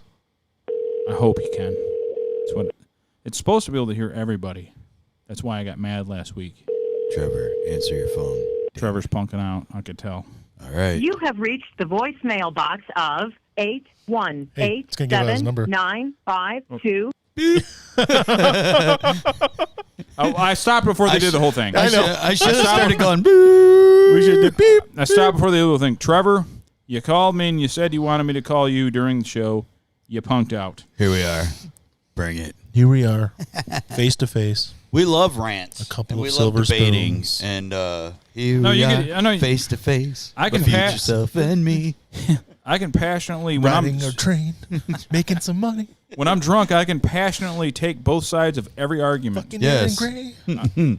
Fucking Aaron Gray. I'm like Fucking Aaron Gray. I'm like a chameleon That of was the whole point arguing. of Silver Spoons. That's what it was all about. Riding a train and fucking Aaron Gray. Silver Trevor backed out. Riding a silver spoons, riding a train. You ever do that? fucking You Aaron talked about Gray. that writing full lyrics for stuff, but do you ever write lyrics to like instrumental themes for TV shows? Yeah. Like Oh yeah, MacGyver? I've done that. Yeah. Like I Absolutely. Well, didn't you do the lyrics to a Sanford and Son or something? Wasn't it Sanford and Son? Didn't you like do something like way long time ago? I thought it was you. You know how many Where it was things- like something with the FBI or something. See, maybe. I wrote a song years ago called "Kids Are Bad," Yeah, you did. and it was for a show that there was adults that it was based on. Remember that Saturday Night Live skit with David Schwimmer, the Kids versus Adults. Yeah. You ever Oh, see yeah, that? yeah. And Mark McKinney like whipped the kid at tetherball real bad. So it gave me an idea for a show about like that would piss kids off. And I spent years like kids are bad, adults rule. Remember I would always say that. Yeah. The kids would be mad and they'd punch me and get mad, like kids in the family and stuff. So I created a villain named Adult Hitler Adult. because he hated kids and is Adult Hitler. Yes. Adult. And I wrote a song called "Kids Are Bad." Kids And are bad. I lost the sound. It was a good song. I wrote it. I had it. Tom, who was commenting earlier, loved that song that I wrote. It's great. but I did- can't find it. I have no audio. Oh. What happened was when Craig came here to visit from Utah, we had a windstorm and it yanked the power down and it blew up my PC and the external hard drive both. It blew it up, and I don't have Kids Are Bad. It was preserved on MySpace for a few years. Gone now. Now, did No you have Kids your Are Bad. did you have your nephews do backing vocals on it? No, that was a different song. Oh, But the song went Kids you Are are Bad. that.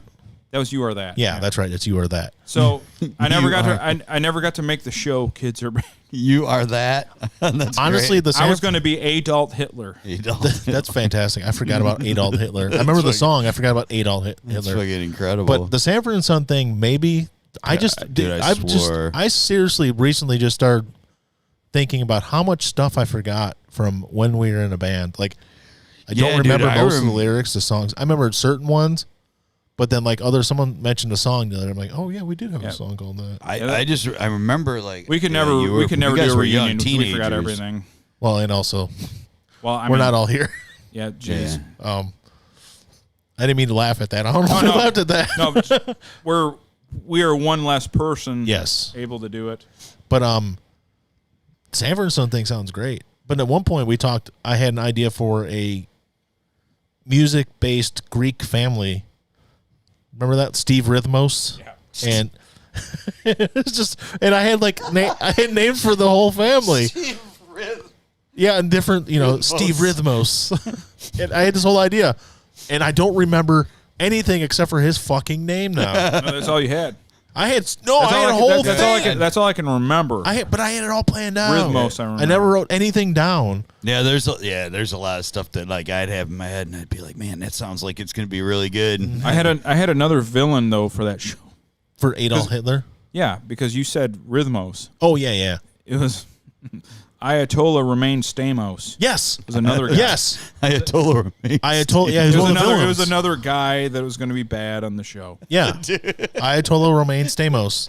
That's right. Could we get away with making this now? No. No. We're not going to get away with making this. Because I want to. Pretty soon, guys, this whole show will be on one like dark web alt-right site. We made fun That's of all we're going to do. We made fun of the Greeks. We made fun of Asian women. All right. We're joking about Hitler. Yeah, we're Kind of. talking about, like earlier, we were making fun of Billie Jean King. Yeah. I mean, We can make fun of everything. That's just a Michael Jackson Women song, can't though. rope swing, the whole deal. And we're that's just a Michael Jackson song. Billie Jean King's not my love. the show's just not going to make it on these streaming sites. But no, I wrote at one time. I had like lyrics for America. MacGyver. Fuck yeah. MacGyver's just an instrumental. You guys know the MacGyver song, Yeah. And I was just like, yeah, that'd be cool. And I just thought of these lyrics for it. I don't remember it. Something Yeah. about standing on a mountaintop and some other shit. And chop but- it down with the edge of my hand. Dude,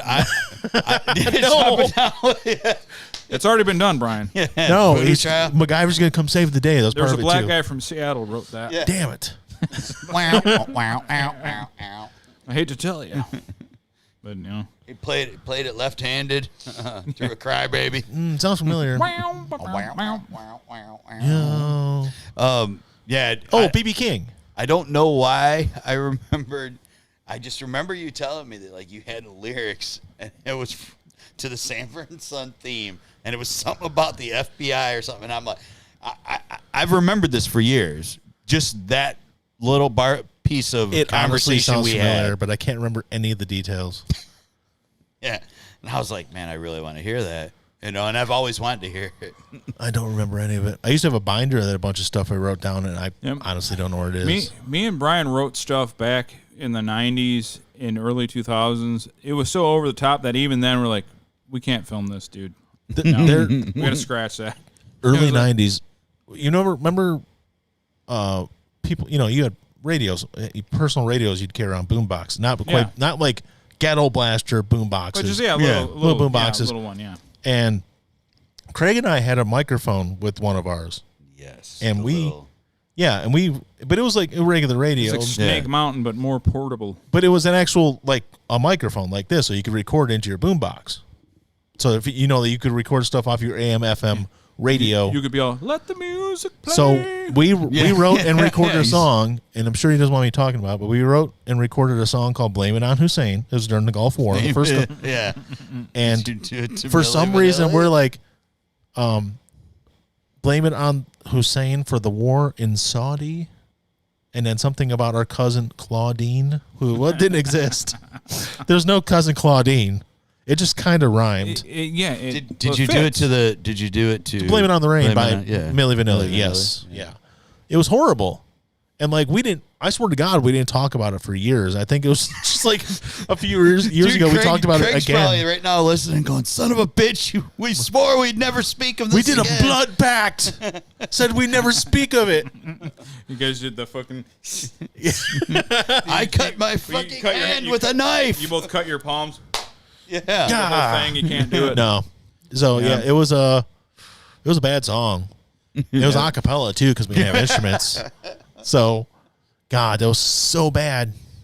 Yeah, It actually makes my face hurt thinking about how bad it was. Well, we did skits with the mini VHS tapes. Yeah. Like the camcorder.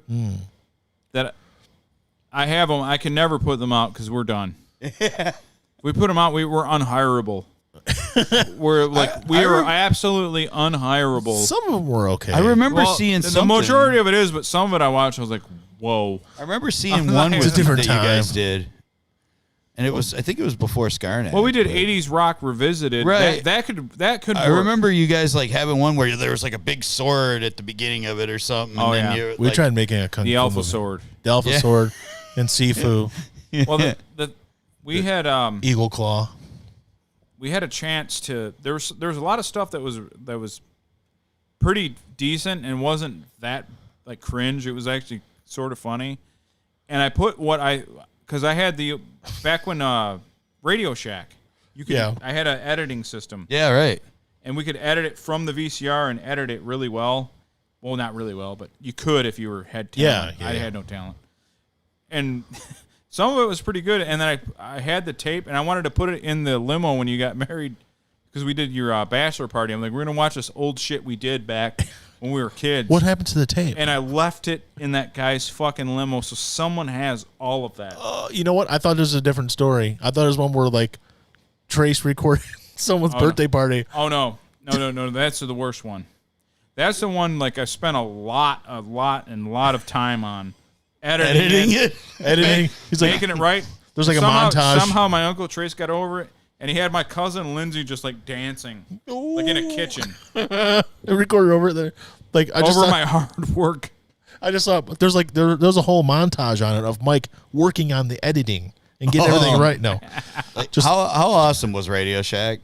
it's like a real genius type song, and he's just doing his work. Like, I mean, eating a Radio It's sandwich. fucking awesome, dude. Radio Shack was fucking awesome. It's Yeah. funny. I used to live in there. Somebody at work was just as it was within a month or so ago was talking to me about something that they needed to get.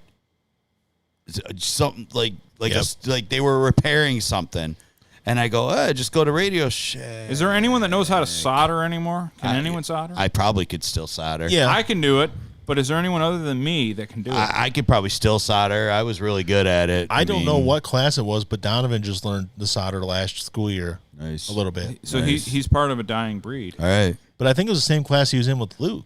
dude. Yeah, We tell- should start like a soldering club, Yeah, because soldering was a thing. like quilting. You know, like a quilting Yeah, club. we'll Just solder. start a soldering we'll club. solder random shit. So just take apart like a webcam and Dude, solder it. we'll just tell people, like, anybody who's getting rid of your old electronics, we'll take them, and then we'll just like repair circuit boards and stuff. Actually, one of the kids that we he's the same grade as Elizabeth, my daughter, but his Max, and he was doing that. He was trying to just rebuild stuff. So anytime anybody was throwing away old electronics, they were donating to him, and he would take shit apart and then try to put it back together. And he's soldering and shit. And yeah, that's a good. It's a lost art. It is. I remember I worked with this dude, Jim, and his kid. I used to like, do CB radios and all that shit. Yeah. This wasn't like didn't go with soldering, but it was like one of the video game things. One of the video game consoles would like all of a sudden it would like they'd go out on you. There's like the red wall of death or something like that they called it. Oh, The Red Ring of Death. 360, That's yeah. The Red Ring Xbox of Death. 360, yeah. yeah. We all okay. had it. Well, his It happened to kid every one of us. his kid figured out how to fix it. Oh, really? Yeah, and the units like basically he's like, yeah, he goes like my kid fixed his and he used it another whole year and then it did it again or something. Wow. But anyway, people found out through the church that he had fixed his and he was making $75 a pop. Wow. He was fixing like he's like, dude, my kid's fixing like 10 of these a fucking day and they're paying him cash money, $75 a pop. Yeah, because you could send it out to Microsoft, but it had to be shipped way the fuck out to Washington. It took a while. And it took forever. Washington State. And it took forever and he figured out if you didn't have a warranty with a GameStop or a Best Buy, it had to go get sent fucking out to Bill Gates' ass. Yeah, and that's what he was. fixed, That's and you what had he to was wait. telling me, and he said that he goes, my kid figured it out. I don't know what he did. He could have hacked into Microsoft for all he knew. He's like, but the kid figured out how to fix it, and next thing you know, he's like, dude, my kid's making like more money than I make in a day. He's like, my kid is raking, and he's like 17 years old. He's like, my kid figured out how to do this, and Yeah, he's like, because the gamer he's an addict. Yeah, I know that you because need I that. am You one. need it. And he need it now. I can't wait for Bill Gates to fix it. If And you're- that's exactly- $75. Your kid will do it for me right now. I want to do it. that's exactly it too. And he said like his kid like he did it for like he did it all that summer and like anyway, so the next year he graduates, okay? And he's like he buys this truck. He buys this like diesel truck. He's into building and Yeah. he wants to turn it into like a race truck, you know? Yeah. And he buys the truck and he's going to do all this stuff to it. He buys he drops $25,000 cash to buy this thing, Wow. and then still had money from his graduation to put like another $10,000 into building it up. He's got this. So like Jim one day goes, yeah, remember that truck I told you about? I go, yeah. He goes, check this out. He goes, look what my kid did. He goes, he just built the piss out of this thing. And I watched him take off in this diesel truck and then just punch it, and the thing goes, sideways. Wow. I'm like, what the hell? He goes, yeah. He goes, dude, my kid's so awesome. He's like, my kid is so awesome. He goes, he's so much more awesome than I ever was as a kid, man. So that's amazing that he made that much. Yeah. He made no money just from doing that. Fixing Xboxes? Yeah. Well, he had a lawn cutting service too, but no. Oh, okay. But no, he made most of his money. He's like, dude, I'm not kidding you when I tell you he was fixing 10 of these a day. He's like, he got so well known around, and he didn't. There was no guarantees. That's another thing too. Yeah, you paid him right up front. And there was no guarantees. Yeah, and because at that point, if you have somebody else working on it, it avoids your warranty anyways. But yeah, I was lucky enough when I bought my first 360, I got the warranty on it. So when I was able to take it back to GameStop, and I just got a new one. But when I was there, the guy's like, I know there's a warranty thing, but this was a warranty deal, but you can buy a warranty on this new one too. I'm like, yep, give me it. Yeah. And sure enough, it happened again. So I got my third one from GameStop, and that one finally was okay. I always insure my electronics. Yeah. I'm not waiting months to get it fixed. Right. This is insured right here. Oh, yeah. And I put it on. It was only like $10 extra, so I owe you whatever 20. I'll give you whatever. But yeah, this is insured because if you don't insure your electronics, they're gonna fucking blow up on you, and you're gonna have anything. It's gonna suck. And the PlayStation 4s blew up a lot. I had a couple of those go out, but I got this one refurbished that I have. It's dirt cheap to insure them. You want to get it from the store. Insure your shit through the store you deal with. Yeah. So they just give you another one. No questions asked. They just give another one. Yeah, it just seemed like for some reason the Xboxes, the 360s were the one that had just that stupid red ring of death. But they fixed it. Yeah, they ended up fixing it. Speaking of Xbox. And we're going to go into Xbox. Al, if you get too bored, you can cut us off. No, I saw that there was some... You're going to get real bored for the next 15 to 20 minutes. I saw there was some nerd stuff going on. It's cool. So Xbox did their games reveal. Yeah. And it could be really good for them long term. Right now, people are kind of shitting on them, but if they acquire WB Games, yes, the Destiny 2 expansion, not add-on, the full expansion, which is basically a game. When they say expansion, it's a whole nother game's worth of shit. It's not an add-on. It's like, okay, this is season 2. Yeah, it's still Destiny 2, but it's an expansion, but it's huge. So, and Halo's going to be the same thing. Halo's going, if Xbox can get you all this through their Game Pass price of $10 right now, they're going to be in a real good position. Yeah, going forward. I love the fact that they're probably buying WB Games. So all that thrills me. Lego games, so all your Lego games, the Arkham, the Batman series, and Mortal Kombat will be you get if you own a game box if you get the Game Pass subscription, you have access to that whole library. Yep. Think about that. Yep. And even right now, the fact that they're selling on their store all these WB games for like 75% off is a pretty big sign that they're probably purchasing them. And I fall for that's a sore subject for me.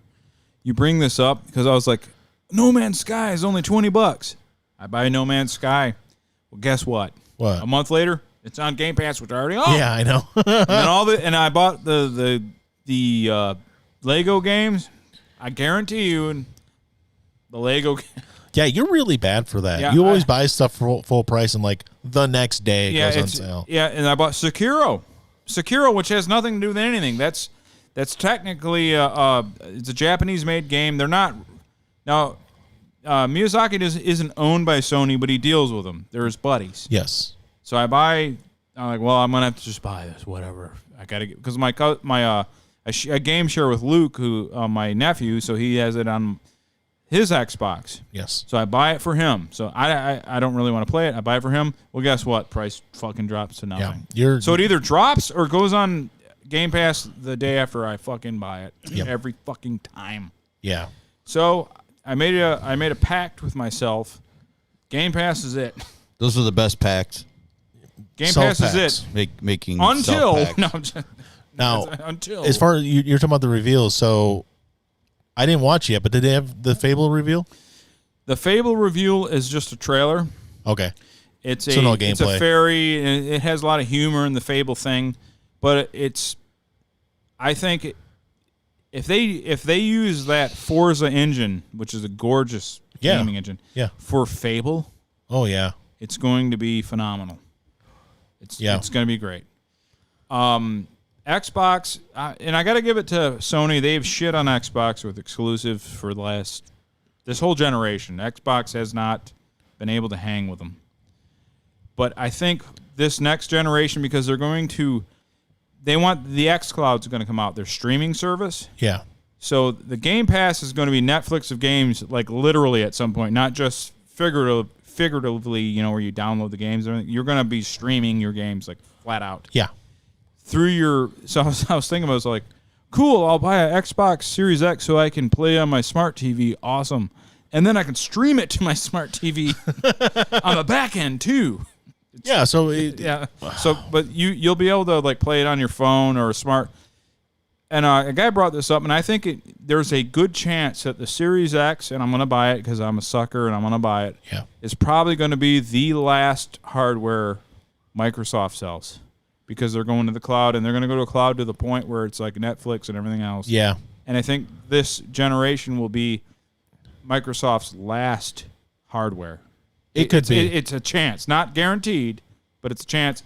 And they discontinued the One X. Yeah. I got the Xbox One X. They're not making any more. Yeah, so I have the Dreamcast right sitting here. Yeah. There's not a lot of them around, and I have one. Sega Dreamcast. Yeah, so it's basically a Dreamcast. And I don't know. I think going forward, everything's going to the cloud. And people always like shit on each other, the whole console war thing, but I think it's kind of a thing where all three, Nintendo, Sony, and Microsoft, they're all kind of doing a different thing. It's not really comparable. You left out Google Stadia. That doesn't matter. So Google is shit. So maybe like with all the streaming, the worlds will align. Yeah. There'll be maybe some peace. So essentially, Al, you who don't game at all, could pay $10 a month and just play a bunch of awesome games on your phone. Play like or laptop or whatever. Play Heroin Hero. Yeah, that's a good game. Play Hero and Hero. Sure, why not? We'll have that made. All right. We'll have that made for you. Now, and Sony is going to be kind of more of the traditional console thing, and then Nintendo is like Nintendo's their own thing. Family, like the three of them are. There's no console war because the three of them aren't doing the same thing at all. It's like a different thing. I mean, obviously Sony or the PlayStation and the Xbox have the same games, but multiplats will be on all. There'll be multiplayer, yeah. And PC don't count because they're nerds. Well, I mean, even Microsoft is bigger into PC gaming now than they've ever been. So yeah, if you have a Game Pass, you can play it on a and Microsoft puts their shit on Steam. That's true, yeah. So, but that was the thing people gave them shit about the other day was the Halo Infinite reveal, the gaming and stuff. They're like, oh, here it is, but it was from a PC. It wasn't from a. They gamed it from a PC, and it looked. It didn't look stunning. It looked. A lot of people think it didn't look as good as Halo 5 or Guardians. It didn't look as good. And the concept for Halo Infinite, just an open world Halo game, sounds fucking awesome. Yeah, it's Destiny, but it's going to be Halo. Yeah, it sounds great. And on the back end, it seems there's a partnership with Bungie happening, which Destiny will be, on Xbox will own that. Yeah. But you won't have to have an Xbox Series X to play any of those games. You won't need the physical hardware. No, you can just stream it. And they don't care anymore. Microsoft doesn't. They've always been a software company. That's another thing. A guy pointed this out. A commenter. He said, Xbox. He goes, Microsoft has always been a software company. People always shit on them because Sony sells more hardware. Like they've never been nothing but a all they care about is you buy their product. They don't care where you do it. Yeah, right. They don't care if it's on your phone. They don't care if it's on your smart TV or you buy the Series X. They don't give a fuck. They want their $10 a month. Well, and that's what what Spence. I am worried they're going to do the price. They're going to up the price.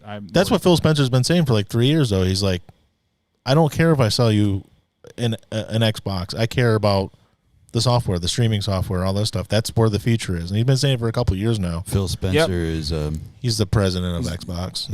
And they are of Xbox, and they're making record profits. Yeah. He works for Microsoft, but he is in charge of the Xbox division. Xbox, right? Yeah. And the Sony PS4 is a massive success hardware, and they're really far ahead of everything. But Microsoft is making record profits off the Xbox brand because of the subscription service. Mm-hmm. My only concern is the $10 a month price at some point is going to go up because that's a lot of shit they put on there, and I'm like, even at $20 a month, it would be a deal. But I'm worried that they're gonna Well, do you do the ultimate where you have games with gold with it too? I do, but I do, and it's $15 a month technically. Yeah. But they want to make Xbox Live free. Yeah. That's what I was gonna say. So the gold is going to be free, but are they going to be like, okay, gold's free, but now it's $20 a month? Like, I'm worried. Yeah. I mean, it's still a deal, but they're going to brand it. Well, you could play on our live service for free, but now the Game Pass is $20 a month because that's what people really want. That's the selling point. I can't remember the YouTuber's name, but he said the Xbox is secondary. They want to sell the Game Pass. That's it. That's the whole thing right now. The Game Pass is what they're trying to sell you. Well, as far as you're talking about the prices, and I love the Game Pass, by the way. The Game Pass is fantastic. Because if you got kids, I don't have kids, but my nephews are here all the time, and I keep two.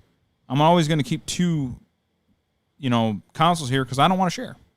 Yeah, and the Game Pass is brilliant for that. And Brian, you have children; it's perfect. Yeah, they were just Donovan was just playing something on Game Pass earlier today. Well, actually, when I was getting ready to leave, he was playing. So, and you have the Switch too. If you have the Game Pass and Switch, and you're set. Yeah, with kids. Yep, and so it's great, especially for that price. And PlayStation's perfect for Satanists and communists and people like that. It works well. Now, Sony. I'm not trying to demonize people. I'm just the PS4 they have really good exclusives. If you're into PlayStation, you're automatically in Al Qaeda. Yeah, like you hate America. You want to kill George Washington. Yeah, you are automatically in Al Qaeda and ISIS. You're a demon. You run human trafficking rings. You hate God and Jesus and all of it. You're the embodiment of everything wrong. And we hate you. And we want you put in a camp. I want to put a camp. No. We're going to build a wall around. No more walls. This is the third time. But seriously, I have a PS4. God of War is a great game. Bloodborne, as much as I hate to say it because I'm a Miyazaki guy, Bloodborne is the best exclusive of this generation. Yeah. Because I'm a Dark Souls guy. Bloodborne's fucking phenomenal. No, I'm like, and they make great art. Sony makes great art, but you are a Satanist. Yeah, that's the only thing I'm ever jealous of is their exclusives. Because if you want to play Spider-Man or like you said, God of War, or what's the new one, Ghost of Tsushima, it just came out, looks fucking awesome. Yeah, it looks great, and you can't play it if you don't have a PS4. And I have it, but I'm probably not going to play it because it's the funny thing is I don't have time. Because I do this. Yeah, no, this is a full-time job. Yeah, this is what I do. What do you you were talking about the price earlier? What do you think about the potential raise in price from $60 to $70 for games? That I wanted to talk about the industry standard. This is why it pisses me off. And look, I'm a full-bore capitalist. Yeah, but they are making record profits.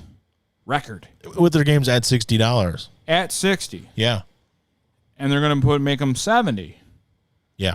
And they're making record profits. And now it'd be one thing because the people the developers and the teams and the guys that work on the guys and gals that work on the games, if it made it a little easier on them, they got a little bit of the cut. They're not going to get a cut. No. And they're going to be treated like shit. And they're going to, you're going to work 20 hours a day, and we're going to scream at you and get in your face because this game's got to come out because the neckbeards online are down my throat. And they're still going to make just their salaries. Yeah, and it's not going to change their life. Right. No. That's why I'm against it. Now, if they were like losing money, if they were hemorrhaging money or like barely breaking even, I would say, yeah, take it up to 70 because I want good games. Yeah. Take it up to 70. Let's do it. Yeah, because I don't want you to cheap me on the I quality. want my experience because to me, a lot of games they sell expansions to you. So really, if you get like a game you really like a Borderlands or Dark Souls, you're not paying 60, you're paying 90 to 100 because you're getting everything. Yeah, you can buy those expansions You're buying the afterwards. expansions. That's fine. So I'll pay 70 for the base game. If the workers are going to get better conditions, treated a little better and a little better, whatever, but that's not what's going to happen. Or if they do like we've said all along, well, we've said it before. I shouldn't say all along, but we said it before. If you're going to charge more for the games, I want everything In first that time game. out. Yeah, Right anytime away. an expansion, anytime an expansion comes out, I'm getting it for free. Well, it's part of my deal for paying you more money in the beginning. Absolutely, Brian and I agree with that. And the thing is, a lot of times the expansions are already made. It's already designed. It's already they just lock you out. The paywall, they block you out.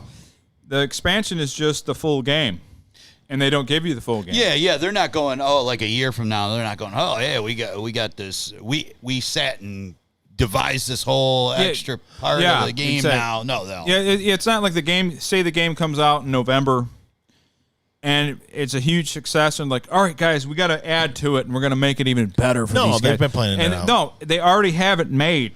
Yeah, They're just locking you out via price, that paywall. Really, it's that like is bullshit. It's like or giving us unfinished games, No Man's Sky. Exactly. Kind of like with certain movies, they already made the next part of that movie, but they leave you in suspense right at the end of the first one. You're like, oh, yeah, you can't wait for that next one to come out. Or if they haven't made it, that that it's in the process. Yeah. Or what does the drug dealer do? He gives you the first hit free. Yeah, right. Same thing. See, come over here, try this. Video game you really making like is it? a drug deal. Next time's this. Next thing you know, you're sucking dick to play Destiny. Yeah. Have you ever sucked dick to play Destiny? You're fucking people to play Destiny. It's fucked up. Okay, it hasn't got to that point, but I'm saying it could.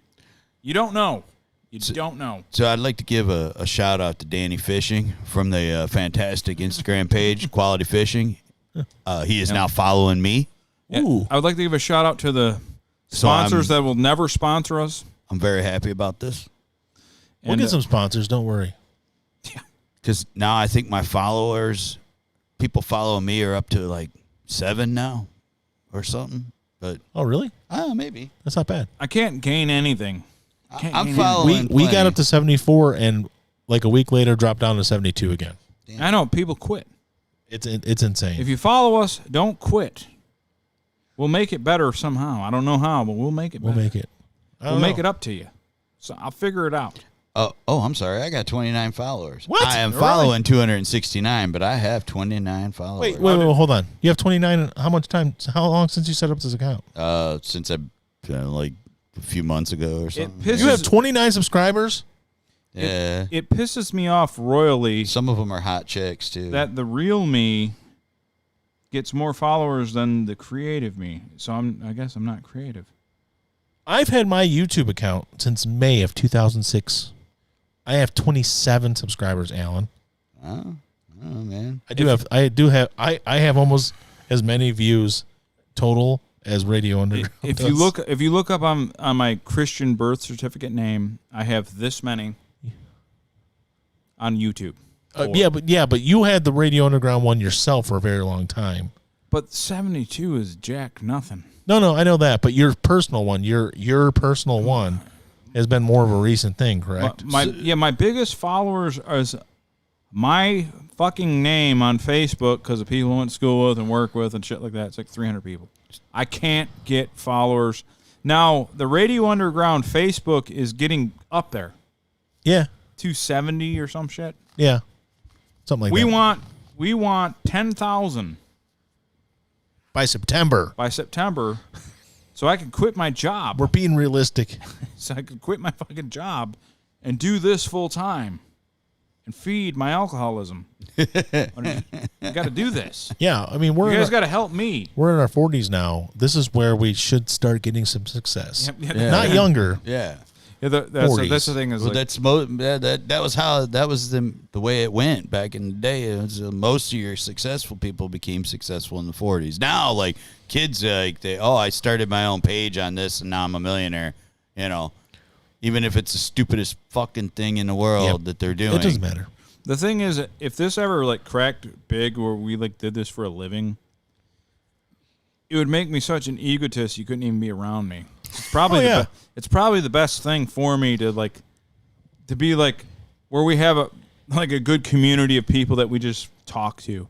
That's probably where it needs to stop. Shut up. We got to get famous. Because remember I told you, Brian, I go like, I just want a community of a few hundred people when we all we're like friends, right? Yeah.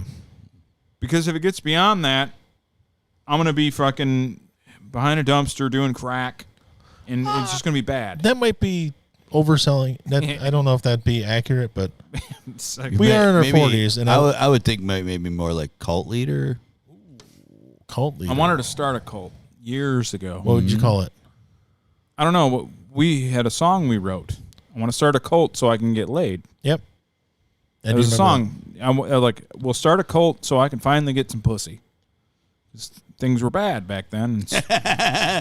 Dry. And they're not getting better right now. And they're not any better now. Bit of a dry So spell. I still want to get this cult going. It's the I'm trying to get laid cult. Yeah, and it's fucking Joe Exotic did it. Why can't I? It's Right. true. Tiger King, he's good at that. He fucking got straight guys to suck him off. That's fucking that dude. Well- sometimes it's fucked up, but you got to give people a little bit of credit. Like, He dude, kept a lot of drugs on hand, though. That's how he did it. he still did it. Meth, right? He did it. He did lots of meth. Yes. He got straight guys to suck him off. You got to give. He's like, you got to give "Thanks credit for-" to where it's due. He goes, thanks for a blowjob. Go help yourself to some of the meth over Yeah. there. And Yeah. And that dude, I mean, Oh, you were straight before this? Nope. You're now my husband. some people you got to give them credit. Like, you know what? yeah, even if you are the most vile, If you were and vile, disgusting- but like you pulled it off. you're the most vile, disgusting human being in the world. But hey, man, you really did it. Yeah, like, hey man, I couldn't pull that off. I couldn't either. You did it. I don't know how you did it, but you did it. More power to you, sir. Yeah, I was like, it's like it's like the people that like run scams and cons and make a bunch of money. It's completely immoral and evil. But I'm like, But somehow you did it. Yeah. it worked. Yeah. Like, hey, what was if like you the- pull off a master plan like that and it works, Well- I might not agree with how you did it, but I respect the work. Well, I'll get which brings me to this, Brian. If you look at the screen here, I see it. okay, and I would do this, and this would. Remember the Home Shopping Network days? Yeah. Yes. And I wanted to talk about this. Like, if you can get people to buy dull knives and old baseball cards that are worthless, The worst computers too. outdated PCs. Yeah. If you can get people to buy shit from you that's worth fucking nothing, it's garbage, it's shit. Yeah. Oh, jewelry. Yeah. The Home Shopping Network, it was only one step on the piece of shit scale below like televangelists that sell the prayer handkerchiefs or the blessed soil. Yeah. You were only one step below that piece of shit because you're preying upon people who happen to be up at 4 a.m. because they're depressed and they're down on their luck. They're looking for something. They think they need this knife set that's useless. Yeah. Yeah.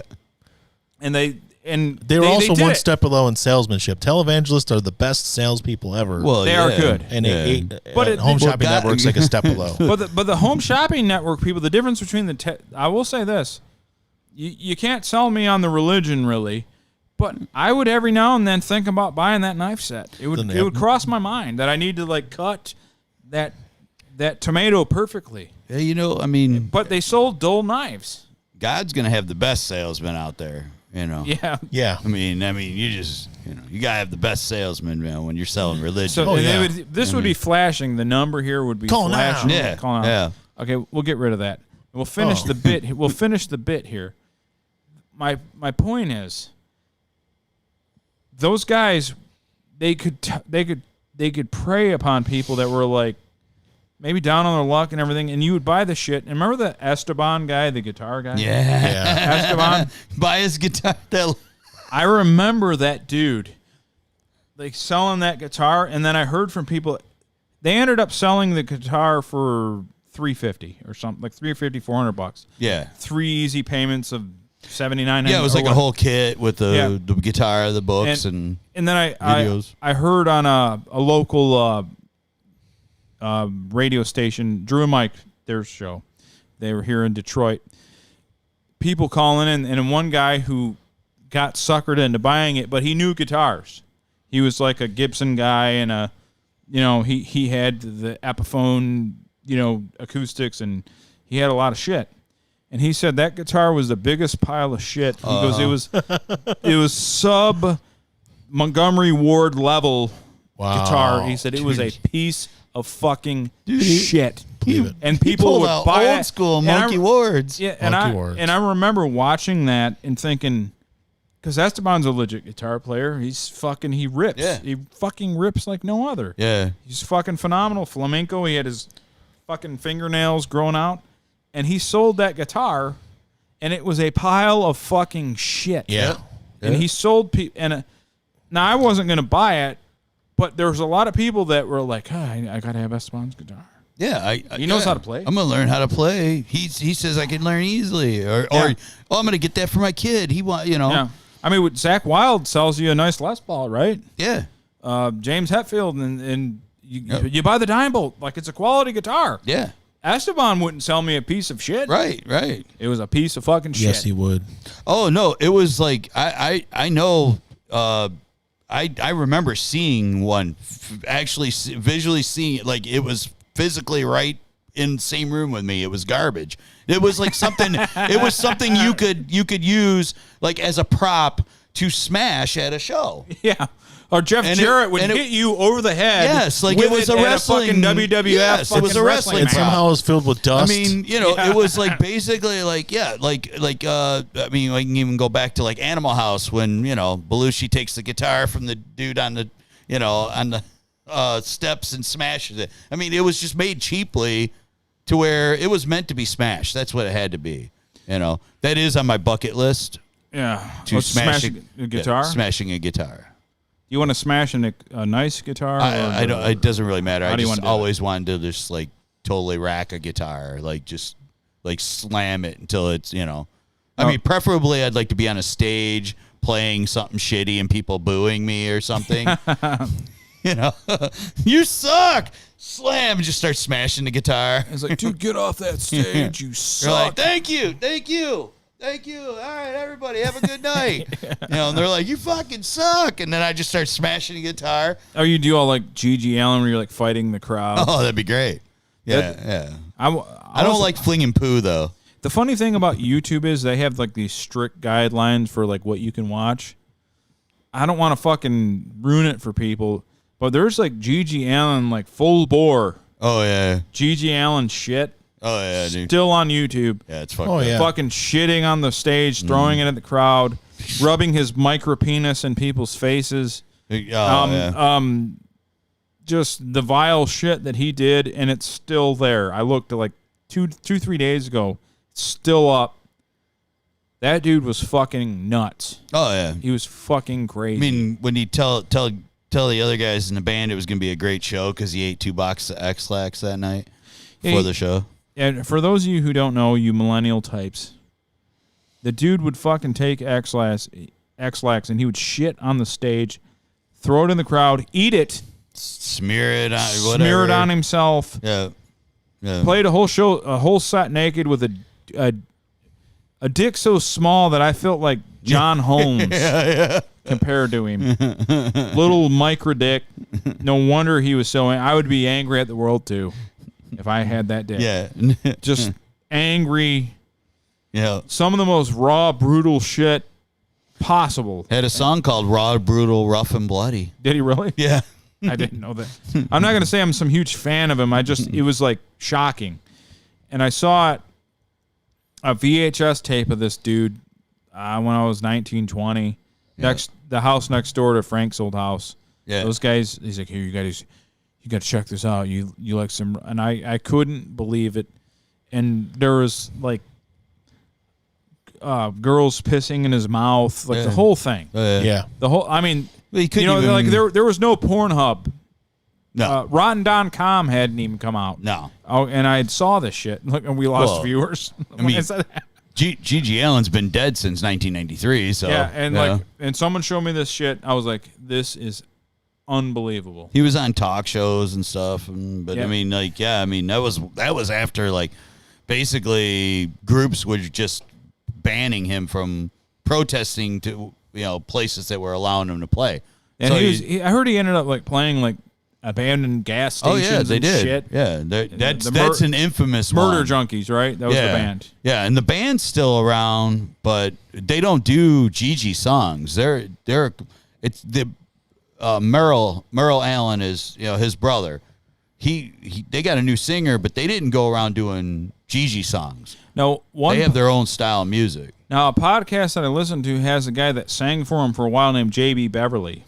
Uh-huh. And JB is a lot more level-headed, put Yeah. it that way. He's kind of I wouldn't say a normal guy. He's really creative, and his views are still extreme, but not what you would think. Right.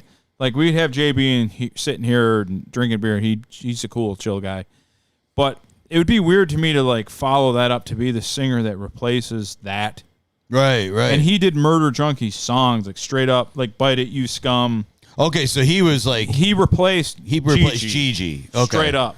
Yeah. And I was like, man, I wouldn't want to be the guy that has to replace the X-Lax shitting guy. Right. I wouldn't want to be that. Because when I saw them at Corktown Tavern twice, and it was like they were doing like their own. It was just scum rock punk music, Scum stuff, yeah. but it was their own stuff. It wasn't. Was it? I remember you Gigi. used to be in all that in Kill Allen Wrench and Oh shit. yeah. And you'd be like, dude, you got to check the song out, Electric Pussy. I didn't know any of that stuff. Yeah, right. But Bri loved all that shit. Yep. Yeah. That was Bri's plans for Skarnak. Porn me and- rock. Me and Brian's shit. Yeah. He wanted us to be scum rock. He, Yeah, he you wanted me and Brian to do the Scum, Yep. which we kind of did at first, and then we kind of we realized we weren't good. Well, yeah, because it wasn't our- I'm not like, shitting on the stage. But that's what I'm not doing it. Well, even like minus, I'll be shitty on minus stage. minus the shitting part. I mean, he just always like envisioned like the Mentors and Kill Oh, yeah. Wrench, Gigi, like that scum rock style, like just not giving a fuck, and Yeah, I remember Ted at the IROC, the guy that owned the IROC. He would be like, we were like just kids. Yeah. He'd be like, and he would play that, like the El Duce stuff, like, Yeah. this is who you guys are ripping off. I'm like, I never heard of this guy in my fucking life. right. That's And like he's like, you guys are ripping this. I'm like, I'm not ripping off someone that I didn't know exists, Ted. I remember some. I And then, remember, okay, and like people are coming in to see me. Yeah, I remember. Fuck you. I remember being up. We had played, and I remember like being up at the bar, and this girl going, "Oh, well, they just like that whole harmonizing. They just ripped off like the Misfits." And I turn around, I go, "Except for that, most of the guys in the band, other than me, who didn't write the song, don't listen to the Misfits." I'm like, so how did they rip them off? Yeah, well, the funny thing is, everything's already been done. It's all been yes. Yeah. And a guy said it to me best. I was sitting. It was a middle-aged guitar player who was fucking phenomenal. We played a show with his band, and he said it best. He summed everything up to me to where I didn't care anymore. And I'm like, you know what, dude, you're right. He's like, Led Zeppelin already did everything, so just have fun. Right. That's it. Yeah. That's it in a nutshell. Led Zeppelin already did everything. Yeah. Just have fun, kid. Because I mean, That's Yeah. it. That's that. You're right. Like if you think pretty much if you go back, all right, the early blues and early jazz, that was kind of what created all the rest of the music from there on. I mean, once they started electrifying a guitar, and so I mean, Yeah. everything was created from that. So it was all ripped off from there. Yeah. So yeah, the black guys in the South made the blues. Yeah, That's what we all did. and then Whitey ripped them all off. Yeah, and then the Anglo-Saxons in England, yes, took it and we stole from everybody steals from everybody. Right. That's the whole point. Right. It's kind of paying it forward. It's not like, to me, I would be honored if someone stole my shit. Yeah. I'd be like, hey, that guy ripped me off. Hey, do you know who I am? You know what I mean? I would like want to know who used my shit. Like, Yeah, I wouldn't be mad. I'd be like, yeah, I mean, like, hey, do you know I did something like that? Oh yeah, that's where this came from. Cool. like some Let's of have the a beer. like I mean some of the earliest punk that I listened to. So, I mean, it was, you know, I mean, really seriously, if they knew 3 chords, I'd be surprised. But you know, they even said they're Shitty musicians, great writers though. Yeah, a lot of guys were like, look, you know, to a lot of punks, the Kinks were the originals of punk. Oh, sure. You know, they were just that, you know, the style, how they played through, you know, the sound of their amp, the guitar through their amp, you know, and the basic dan, you know, and they're like, yeah, Exactly. dude, I can play that and I can write a song to that, you know. Yeah, it's everybody were. I mean, the thing is though, I didn't even know a lot of that shit, and we just thought it was funny. Right. Yeah. And they'd be like, well, you're doing this or ripping off. Like, well, Kurt Cobain admitted he was ripping off the Pixies. Yeah. He loved the Pixies. Yep. The simple, like, the chill, mellow verse, and then the chorus exploded. The same thing with the Melvins, too. He loved the Melvins, too, and so a lot of his heavier stuff was kind of based off of that. And Kurt Cobain, by the way, was no great musician, phenomenal writer. Yeah. Not a great musician. No. And a lot of them weren't. No. And there are a lot of people who are great musicians that are shitty writers. Yep. Yngwie Malmsteen. Yeah. Dude is a great musician. I can't stand a single Yngwie Malmsteen song. He'll shred you under the table. He'll rip your asshole Dude, out and like, gape you on the fucking. But his shit is boring. There's like so many songs that are like, well, like most of his albums. I mean, it'd be half instrumentals. They'd have he had part-time vocalists. You know? You'd have guys just fill in. Yeah, because he did. You know, half his songs were just like, you know, opus something. You know, he just make classical songs. I mean, we could name it because we're musicians, but can a person that's not a musician name a King Crimson song? Name it right now. I could not name one. Name a, Symphony X. Name a song. Yeah. You can't. No. No. They're great at their instruments. You can't name it. You fucking can't. And I'm forgetting the top progressive band. I can't think of them right now. Dream Theater? Dream Theater. Yeah. Name a Dream Theater song. Nuh-uh. We can. You can't. Yeah. Right. Because it's a nerd jack off sessions. It doesn't equate to great whatever, like art. It's not mainstream music. That was another one. I remember when Dream Theater came out. They basically, somebody must have told them you have to write a radio friendly song because they wrote "Pull Me Under." Oh yeah, and that got huge airplay. And I'm like, okay, dude, these guys are. I dig this song. And then you go to a concert and you see a 37-minute long solo. Oh my god! It was like, I'm like, dude, did that keyboardist really need to go on a 7-minute tangent? Yeah, he did, and he will. But look, dude, I get it. Those guys they've forgotten more about music than I'll ever know. Yeah, right. They are way better than me and my superior in every possible way. But your shit's boring, dude. Right. Boring. Right. You're better than me at everything, but you're boring. But I want catchy tunes that last 3-4 minutes, you know. I mean, like I told you guys today in the chat, we have a little Radio Underground chat. I spent all day listening to 80s Madonna. Yeah, Nice. Alan wasn't part of that. Pop candy crap. You know what? I like every minute of it. Dude, Every Material minute Girl, of it. Like a Virgin. And this chick hates my state because she's from here. She hates people like me. She hates fat, right-wing dudes like me. She Americans. She hates my guts. She does hate her home state. Yeah. She hates her home state. She hates Trump. She hates everything I like. But I fucking love that shit. And I can't help it. I can't help it. Sometimes you just got to get into the groove. You can't help what you like. And I got into the groove. Yep. Boy, you get to move. Yep. It was kind of like a prayer. Yep. I listened to all that 80s shit, the fucking Material Girl, all of it. Get into the groove. I had the whole playlist going all day in my work truck yesterday at work, all day. It's fucking great. Did you turn it down when you pull up the stoplights and stuff? Absolutely. Yeah. I'll do that sometimes. I was like, like, I can stop at a light and I'm like, eh. Like, oh shit. It's a good thing I got like a volume control on the back of my steering wheel because I can just like, you're like, oh. I can't get into the groove right now. No. I have to not be into the groove. That's why I didn't think that. And then as soon as they drive the light screen, you turn it back up. That's why I didn't think that Hall & Oates, guy could hear it because I didn't think it was that loud because I had turned it down just before, but he could hear All it. notes. Yeah. Speaking of 80s music, today, well, not today now because we're now on Sunday, but yesterday, Saturday, 40th anniversary of Back in Black Yeah. by AC/DC. Yep. 40 years. Yeah. I was 1 when it came out. I was not one yet. Right. I was like A fetus? 9 months. Well, 9 months it came in 1980, so I was born. But 40 years. And Caddyshack, both the same day. Hey.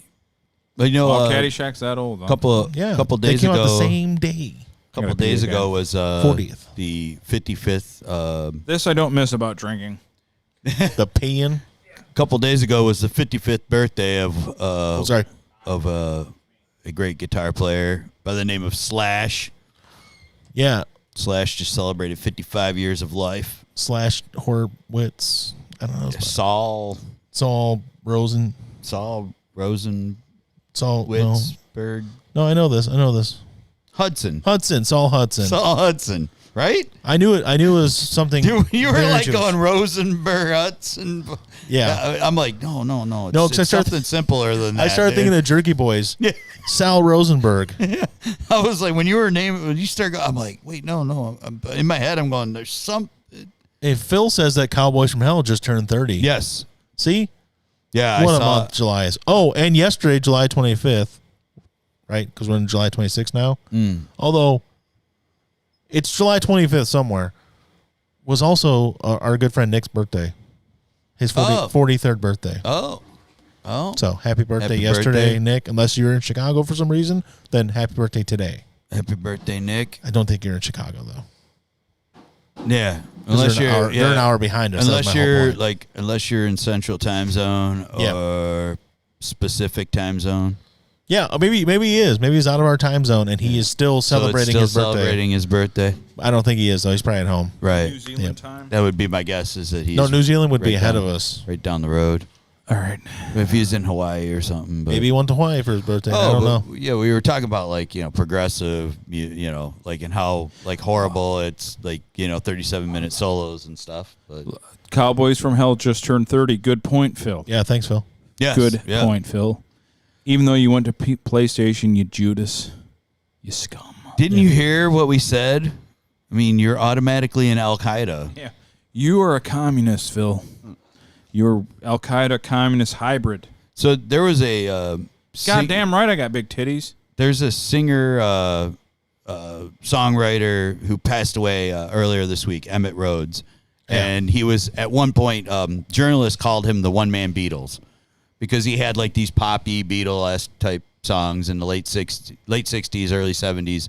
He did 3 albums in a couple of years. But he wrote all his own music, and he played all the instruments, and basically got screwed by the record company because they somehow suckered him into this really long contract of doing 6 albums in 3 years. But when they gave him his first $5,000 advance, he bought all this recording equipment and then set up in his garage, in his parents' garage in Decatur, Illinois, and recorded everything there. And back then he's it took a lot longer to make an album, so it was unrealistic. So basically, he got discouraged, walked away for years and years and years, and then he did another album somewhere in the 80s, and then in 2016 he finally honored the contract.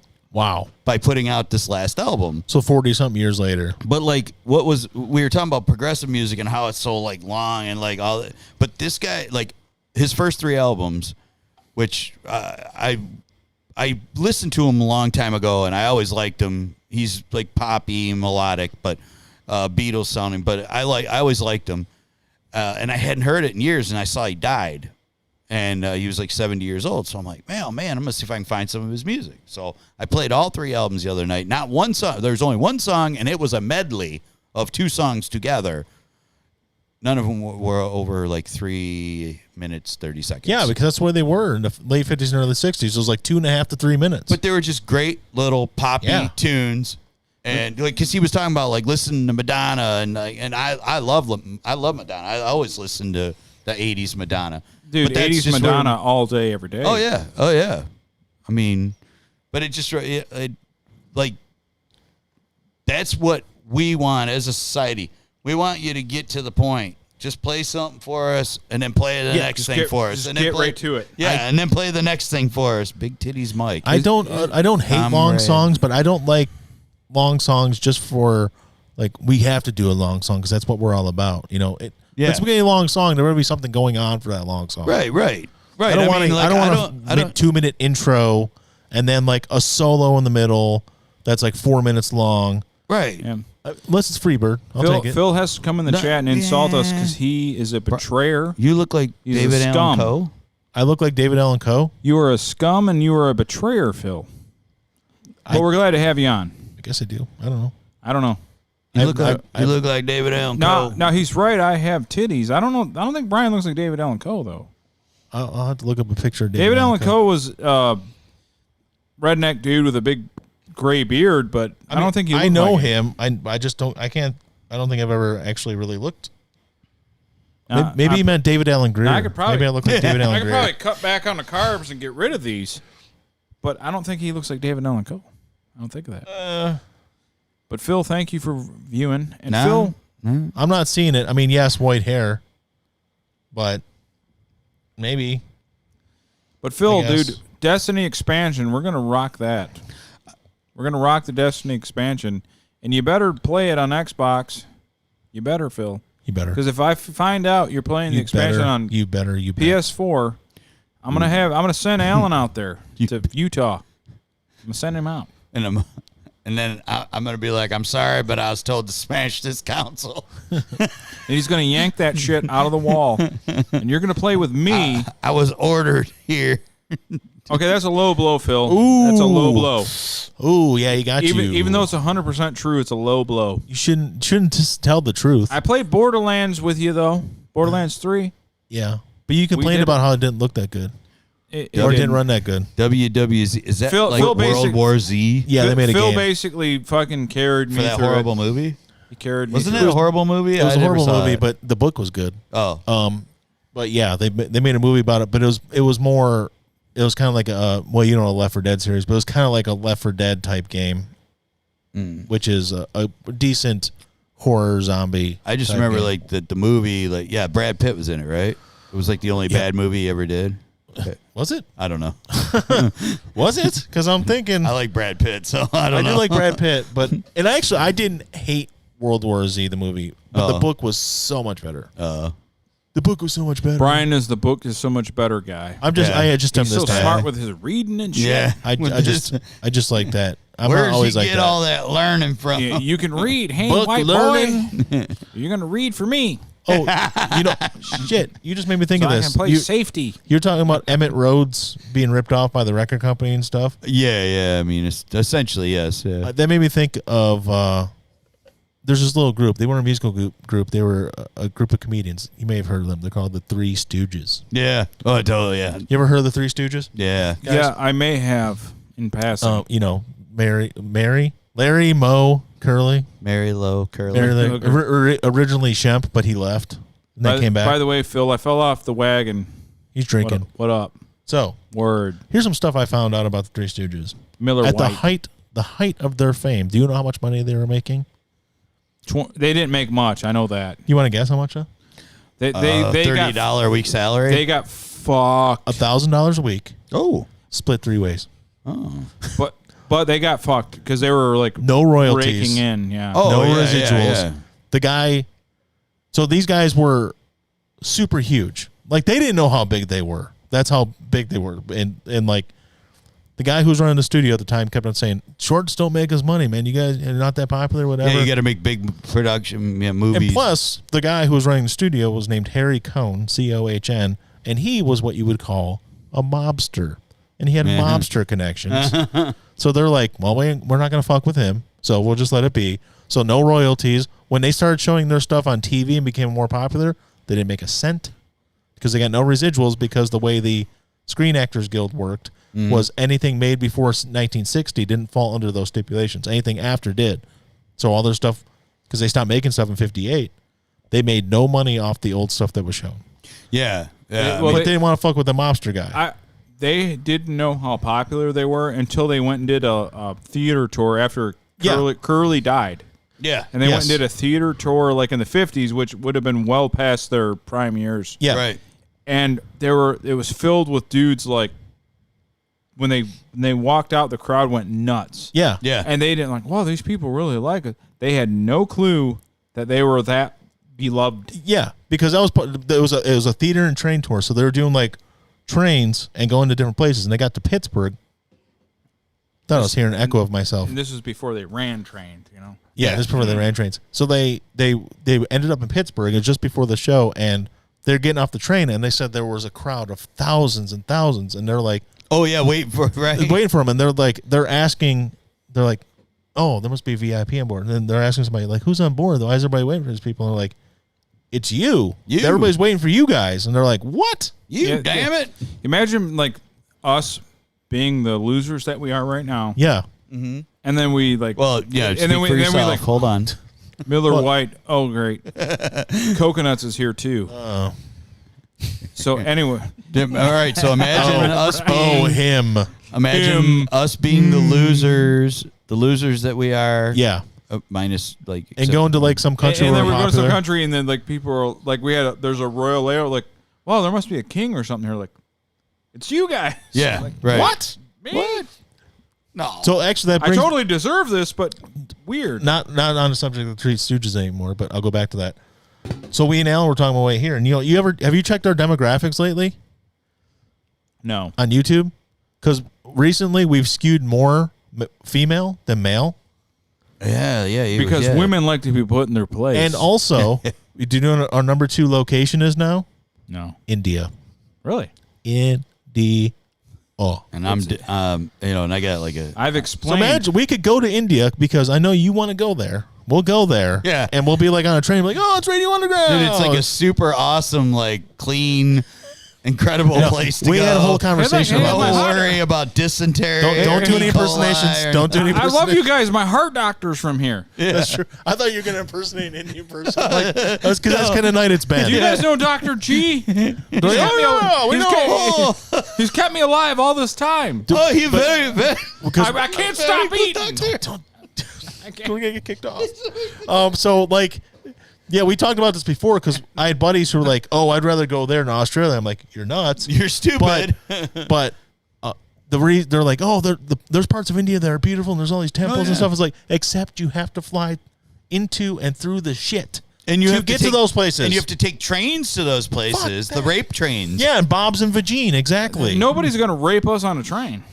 Not us. Run a train on a train? It'll be all old Indian ladies. Yeah, you're right, Daniel. And I'm fine with it. That's cool because I like Indian ladies. Yeah, that's what you also said. Yeah. So I'm going to go back to the Three Stooges one more time. You know, what's his name? The one with the bald head. Curly. Yep. Had a noticeable walk, a gait. Yes. His walk. Yes. Do you know why he walked that way? First of all, he made it part of his shtick, so he walked funny. But secondly, the reason he had that is because he walked with a limp because when he was 12, he shot himself in the ankle with a gun. No kidding. And it went through. And he hated doctors, so he hid it from his parents, and he didn't go to the doctor to get it fixed for a week. That's like crazy hardcore.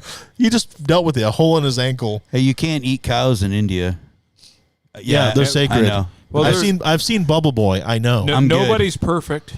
Nobody's perfect. I'm good because I've ate enough cow. So that was So all I my could Three take some Stooges time facts. off. I thought that was interesting about the Three Stooges. Because they think they're like eating their Uncle Gashneer or whatever, right? Yeah, it's all about reincarnation. You can't do that. Yeah, Reincarnation instant breakfast. I've ate enough cows. I can take some time Al, off. have you ever listened to Scissor Fight? By Phil. Is that like when two chicks like attack each other? It's a good question. It's a good question. Is that like when two like girls like sexually like attack each other? You know, I'm sure it's a band. scissor fight. Scissor fight. Or where you get pissed off at your brother I and have throw not. scissors at him and it If causes you- stitches. Right. If that's a band, I Who would have do not that, though? checked them out, but I will put them into my.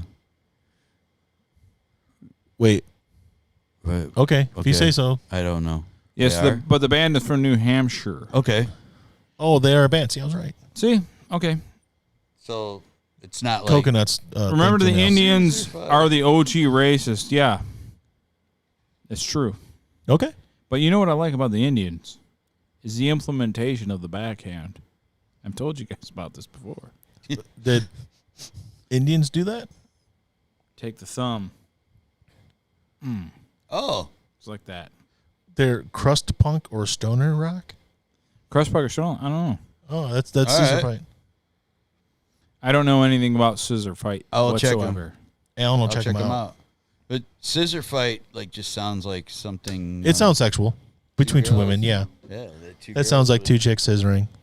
Yeah, and also arguing while they're doing it. Maybe they're a little. You're doing it wrong. No, you're doing it wrong. Maybe they're doing a little.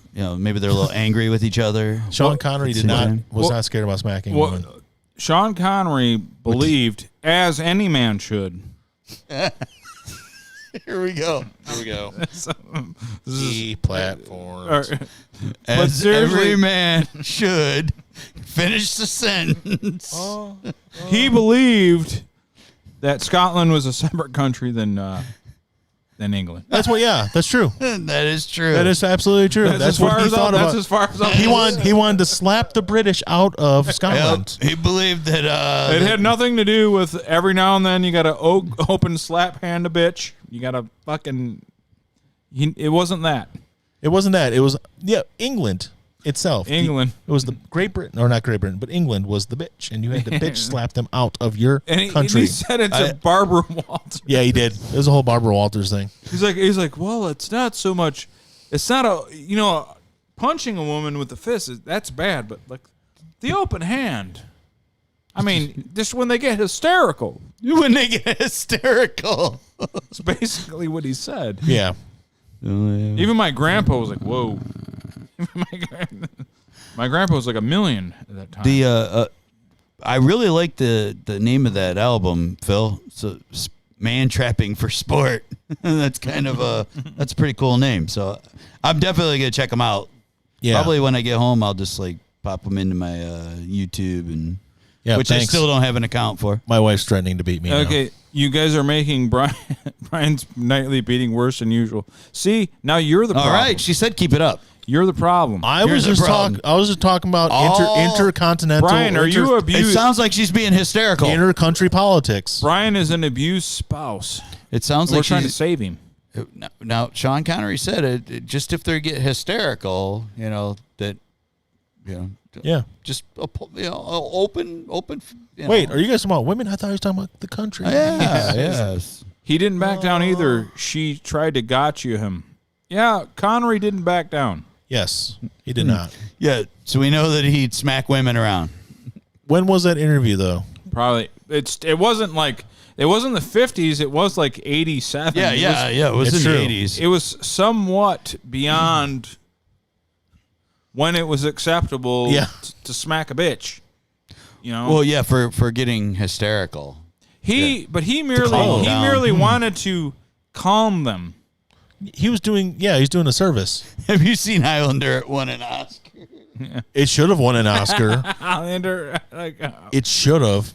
He was the best Spaniard ever. So you could imagine That Scottish man. because you could imagine anytime a girl would like get a little emotional. It just Yeah. here comes old Sean with that fucking Yeah, 6 foot comes four. out, just comes out of nowhere. You sound mad, woman. Now, most of us, the woman's like flipping out. We're like, listen, calm down. Calm We're gonna-" down. Or you, or at most, you do the wrist restraint, right? They're flipping out, and you grab both wrists, like, stop it! And you're doing that. But it was just like the way he made it sound. He's, It was he's all like, the way he made it sound. It was like like women just like no, like men don't ever fly off the handle. Women, there's what was it's like it's unheard of. Why would a woman fly off the handle like this? You have to smack her to bring her back to earth. I imagine he was wearing his outfit from the movie Zardoz while he was saying this. World War II is proof that men do not fly off the handle. You're right. Only women. Oh yeah, They do that's it. right. In The Godfather, Women get a little emotional. the book. If you read The Godfather, don't hit him in the face. Yep, never leave a mark on the face. That's what they said in the Godfather, the book, not the movie. And the book was so much better than the movie. I never read it. Yeah, Brian read The Godfather. Did you Well, read I mean, the book? Coconuts And brought it was up, not so me. much better than the movie. I didn't read that book. How about that? Yeah, you know the funny. Okay. I saw when to the person that keeps texting me that I am not responding to you because I'm doing a podcast Yeah. when and I'm not lending you money. don't lend them money, or do it if they're dysfunctional enough. Do it Yeah. because we have more content for the show. The whole what? right. How dysfunctional are they? If they're really dysfunctional, we'll pool money together for them to continue to misbehave. Yeah, And it's we'll have not them too. call in. It's not too bad. So, it would be. Yeah, I would do it for personal gain, for us to get more popular. Have some Absolutely. fun, yeah. So Yeah, I would totally exploit them. But I remember an actual thing, and it was Geraldo Rivera, of all people. This sounds interesting. He said, if you have, I swear to God, I remember I was like 14. He's like, if you have a video of you doing anything illegal like drug use or wrongdoing, send in a video. Like he literally said, Yeah. wrongdoing. If you're doing Wrongdoing. wrongdoing, send it in and we'll play it. And there's like Dude, dudes- Geraldo didn't there's care. dudes just like jabbing themselves with fucking heroin, just smashing shit, beating people up at bowling alleys. Like, Geraldo, you're kind of responsible for this. right, people are like, "Wait, man, get your video camera. Yeah. Let's go to the bowling alley. I'm well, gonna kick the shit out of somebody." Yeah, I'm not going to just beat this guy up for no reason. We're going on Geraldo. Let's do it. Yeah, Going on that Geraldo, guys. on Geraldo. I like how he went Geraldo. We're going to fucking tape this guy to the Ferris wheel. It's going to be on You put it on that Geraldo, dudes. Riviera or something. Geraldo Rivera. Geraldo Riviera. I remember when he got Riviera. his nose broke when he was Oh, fighting. yeah. So good. It was so Oh awesome. yeah, it's with the deserved Klan, it. right? Well, he had white supremacists on there, and the one guy called him his actual name, and that for some reason bothered me. He's like, whatever, David, because like his Geraldo's a stage name. Right. He's like, fuck you, David. And then he's like, what'd you call me? He's like, David. And then they started fighting. That was great. Yeah, Mike, I was a backyard wrestling champ, even though I didn't win any match. No, you were somehow the champ. I was a champion. Al and Capone's vault. Oh yeah. Al Capone's vault was another Dude, failure. that was the very first thing I knew Geraldo for. Yeah. Yeah, and then all of a sudden he had a TV show. Yeah. Didn't he have a musical career later on? Rico Suave? Yes. Yeah, Yes. Geraldo. Yeah, Gerardo. But his Oh, Martin- name is Martin. like David Horowitz, but he went by Geraldo Yeah. Rivera. Yeah. Morton Downey Jr. was the OG. Yeah, he was. He didn't care. Donahue was pretty good. We talked about this many times. Morton We Downey talked Jr. about it was last just week, an I asshole. think. Yeah, we just talked about it Or last 2 weeks ago. We had- Morton Downey Jr. though, he was straight up an asshole. Yeah. Like, I mean, I loved it about him, but he was an asshole. And Jerry's, now look at it. His son is the richest man in Hollywood. Really? Robert Downey Jr.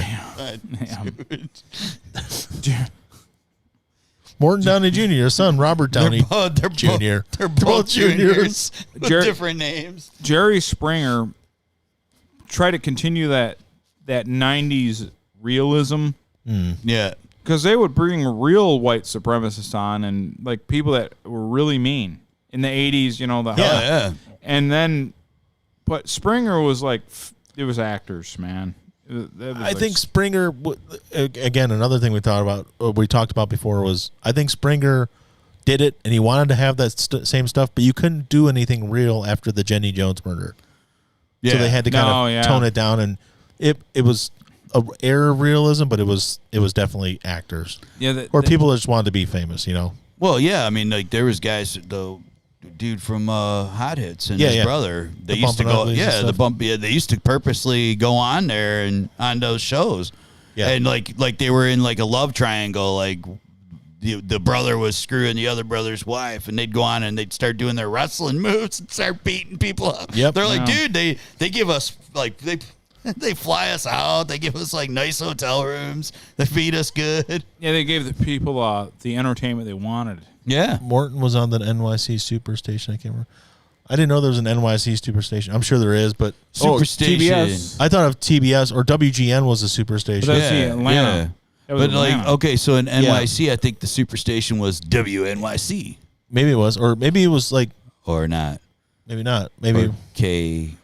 Well, no, Y. K would have to be the other side of the Mississippi. Oh, okay. KYN. Or WNBC. KYJ. Was it WNBC? WNBC. Our call letters are easy. They're all W's. Yeah. They're all W's. Back in the old days, though, the 50,000 watt 760 AM Yeah. would make it all the way out to Colorado. People would like be out in Colorado and they could hear WJR Yeah. Yeah. because it was clear channel, 50,000 watt.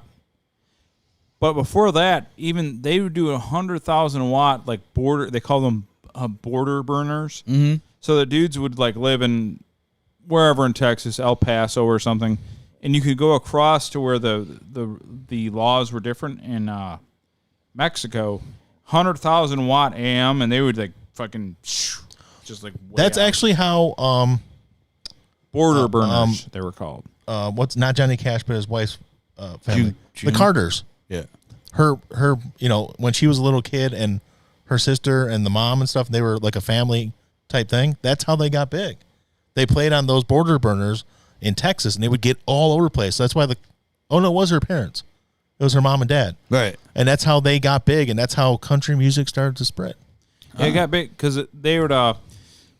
America always had a form of FCC. It wasn't called that at the time, but you could. It was limited. Right. But Yeah. those, like, I saw a thing where, remember that guy Wolfman Jack. that the Midnight He Special? went across the border to Mexico, and I mean just right across, and he went to a tower, and this dude fired up a retired border burner station. This is probably like 1990 or something, and he went over there, and they did it like 100,000 watts, and that shit would just fucking blast. Yeah. Yeah, yeah. Now all you can do is 50,000. That's it. Legally, yeah. I don't know what it had, that Fruitcake Mario whatever on it. I don't.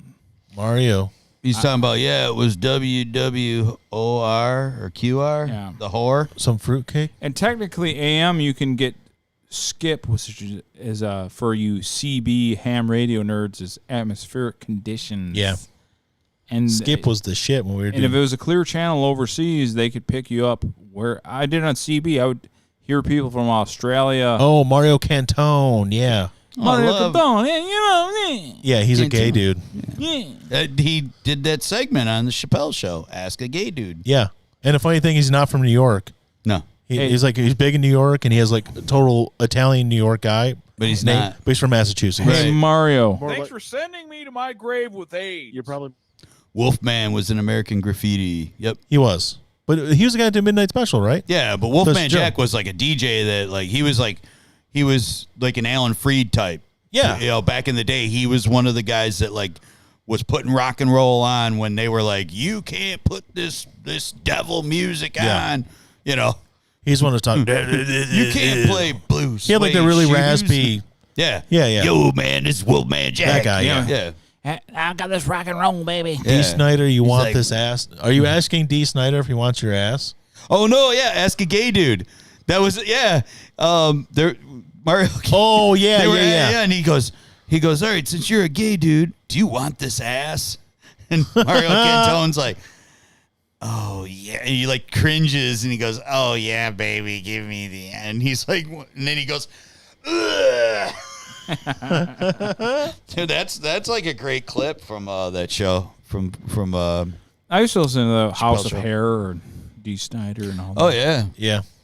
But Mario, Especially- He still does it, right? It's still. I don't know if he does. I don't know because Dude, I'm pretty sure it's Sunday morning still. when I would Oh.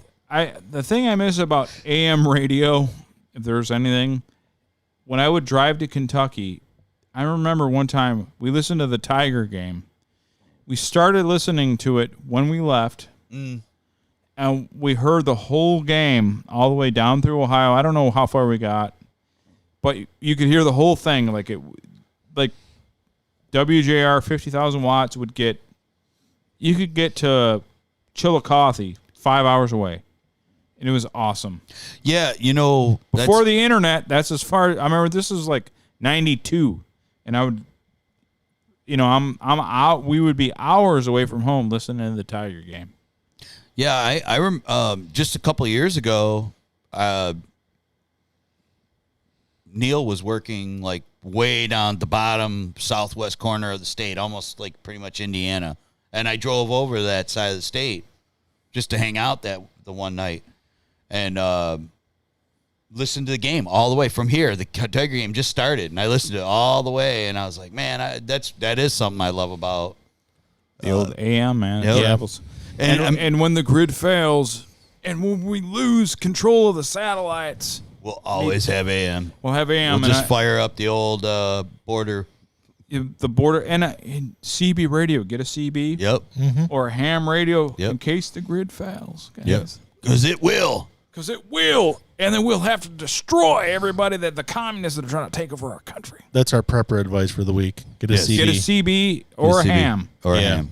Or both. But I listen to, by the way, real quick, I want to veer off briefly. No I way. watch Modern Day Ham Yeah. on YouTube, and they, it's integrated with, Bluetooth and shit. with Bluetooth, and it's Yeah. integrated with the internet. I'm like, that's not the point. That's not No. it. It's like, you want the fucking shit to be able, if a case of a total grid failure, Yeah. talk around the world to help each other because the grid's failed. Not internet, not bullshit. Repeater towers actually have generators hooked up to them, so I'll give you your repeaters. Yeah. You can do your repeater tower. But this whole bullshit, I can get a text message on my ham radio. Well, what's the point? Yeah, I got a cell phone. You got a fucking phone for I got a that. cell phone. First Fuck of your all, fucking, if you fuck got your a shit. if you got a text message on it, you don't have a real ham radio, right? Exactly. Give me your pure broadcast skip to Sydney, Australia, raw. Yeah. Raw. Or That's the hotness. repeater towers, because repeater towers do have they do have their own generators, and Yeah. you don't need to anything without the help of a satellite. Yes. Anything without the help of a satellite will help you in a prepper situation, but your goddamn text messaging and bullshit, It's over. boo, It's done. lame. I got a Done. question. You Mike, guys have are- you been drinking tonight? No. You're more animated than usual. No, I it's It's think awesome, I though. think it's just a really good episode. I think he's just having a good time. I'm just, I'm just He's- trying to tell you he's guys. drunk on the excellence. I'm drunk on the pure broadcasting power. Mike likes it raw. Yeah. Also a great comedy. I'm gonna be the most handed. I'm gonna be. Oh, Raw was a good. I get it. You did a Eddie Murphy. Raw. Mike Yeah, likes yeah. it raw. Also and then a great Raw comedy. is a great comedy special. Eddie Murphy Raw. Yeah, it's fantastic.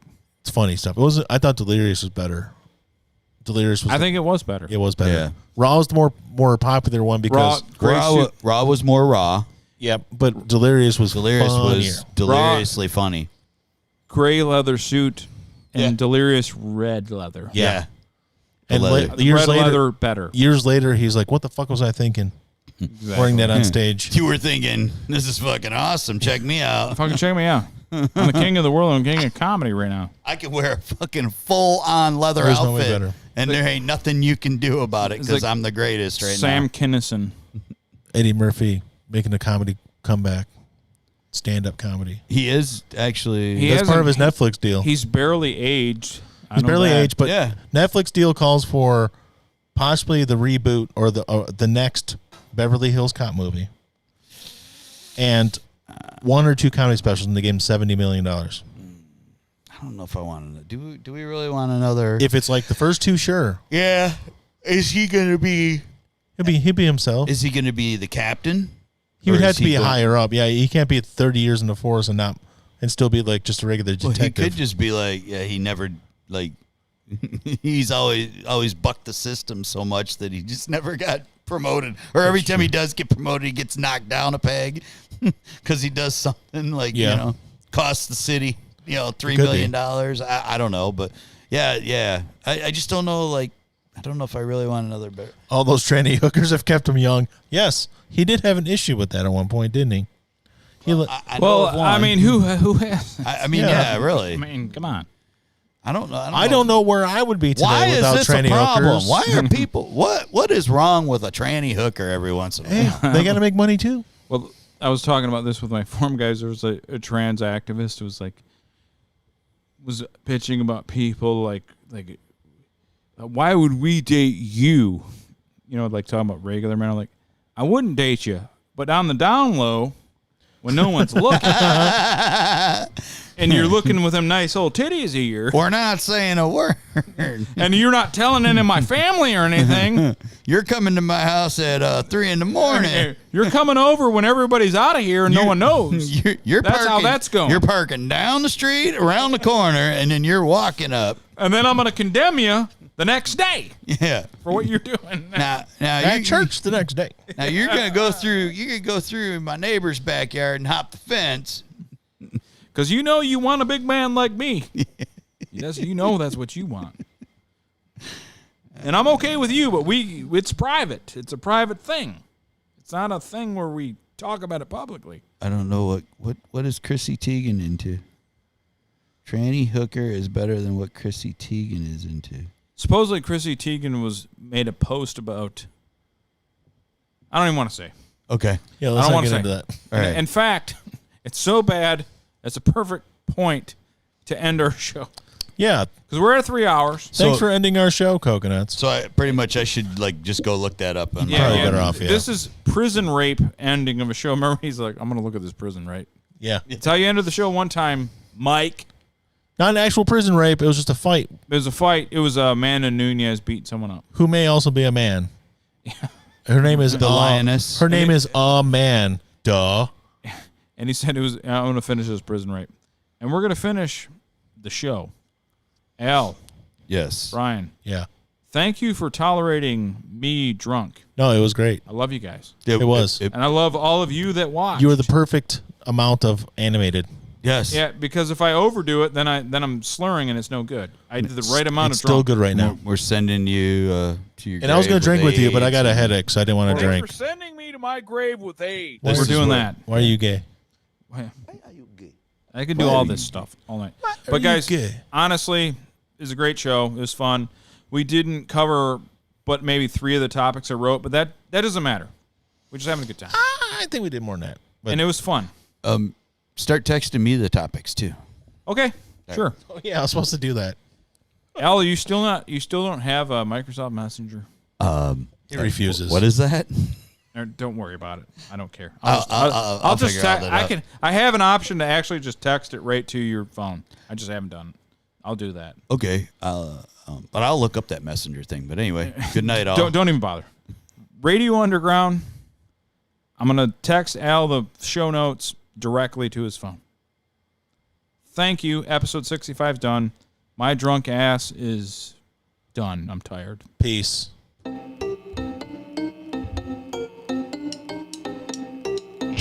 did it do that? Recorded in the pits of Detroit, Michigan. Your ass is listening to Radio Underground.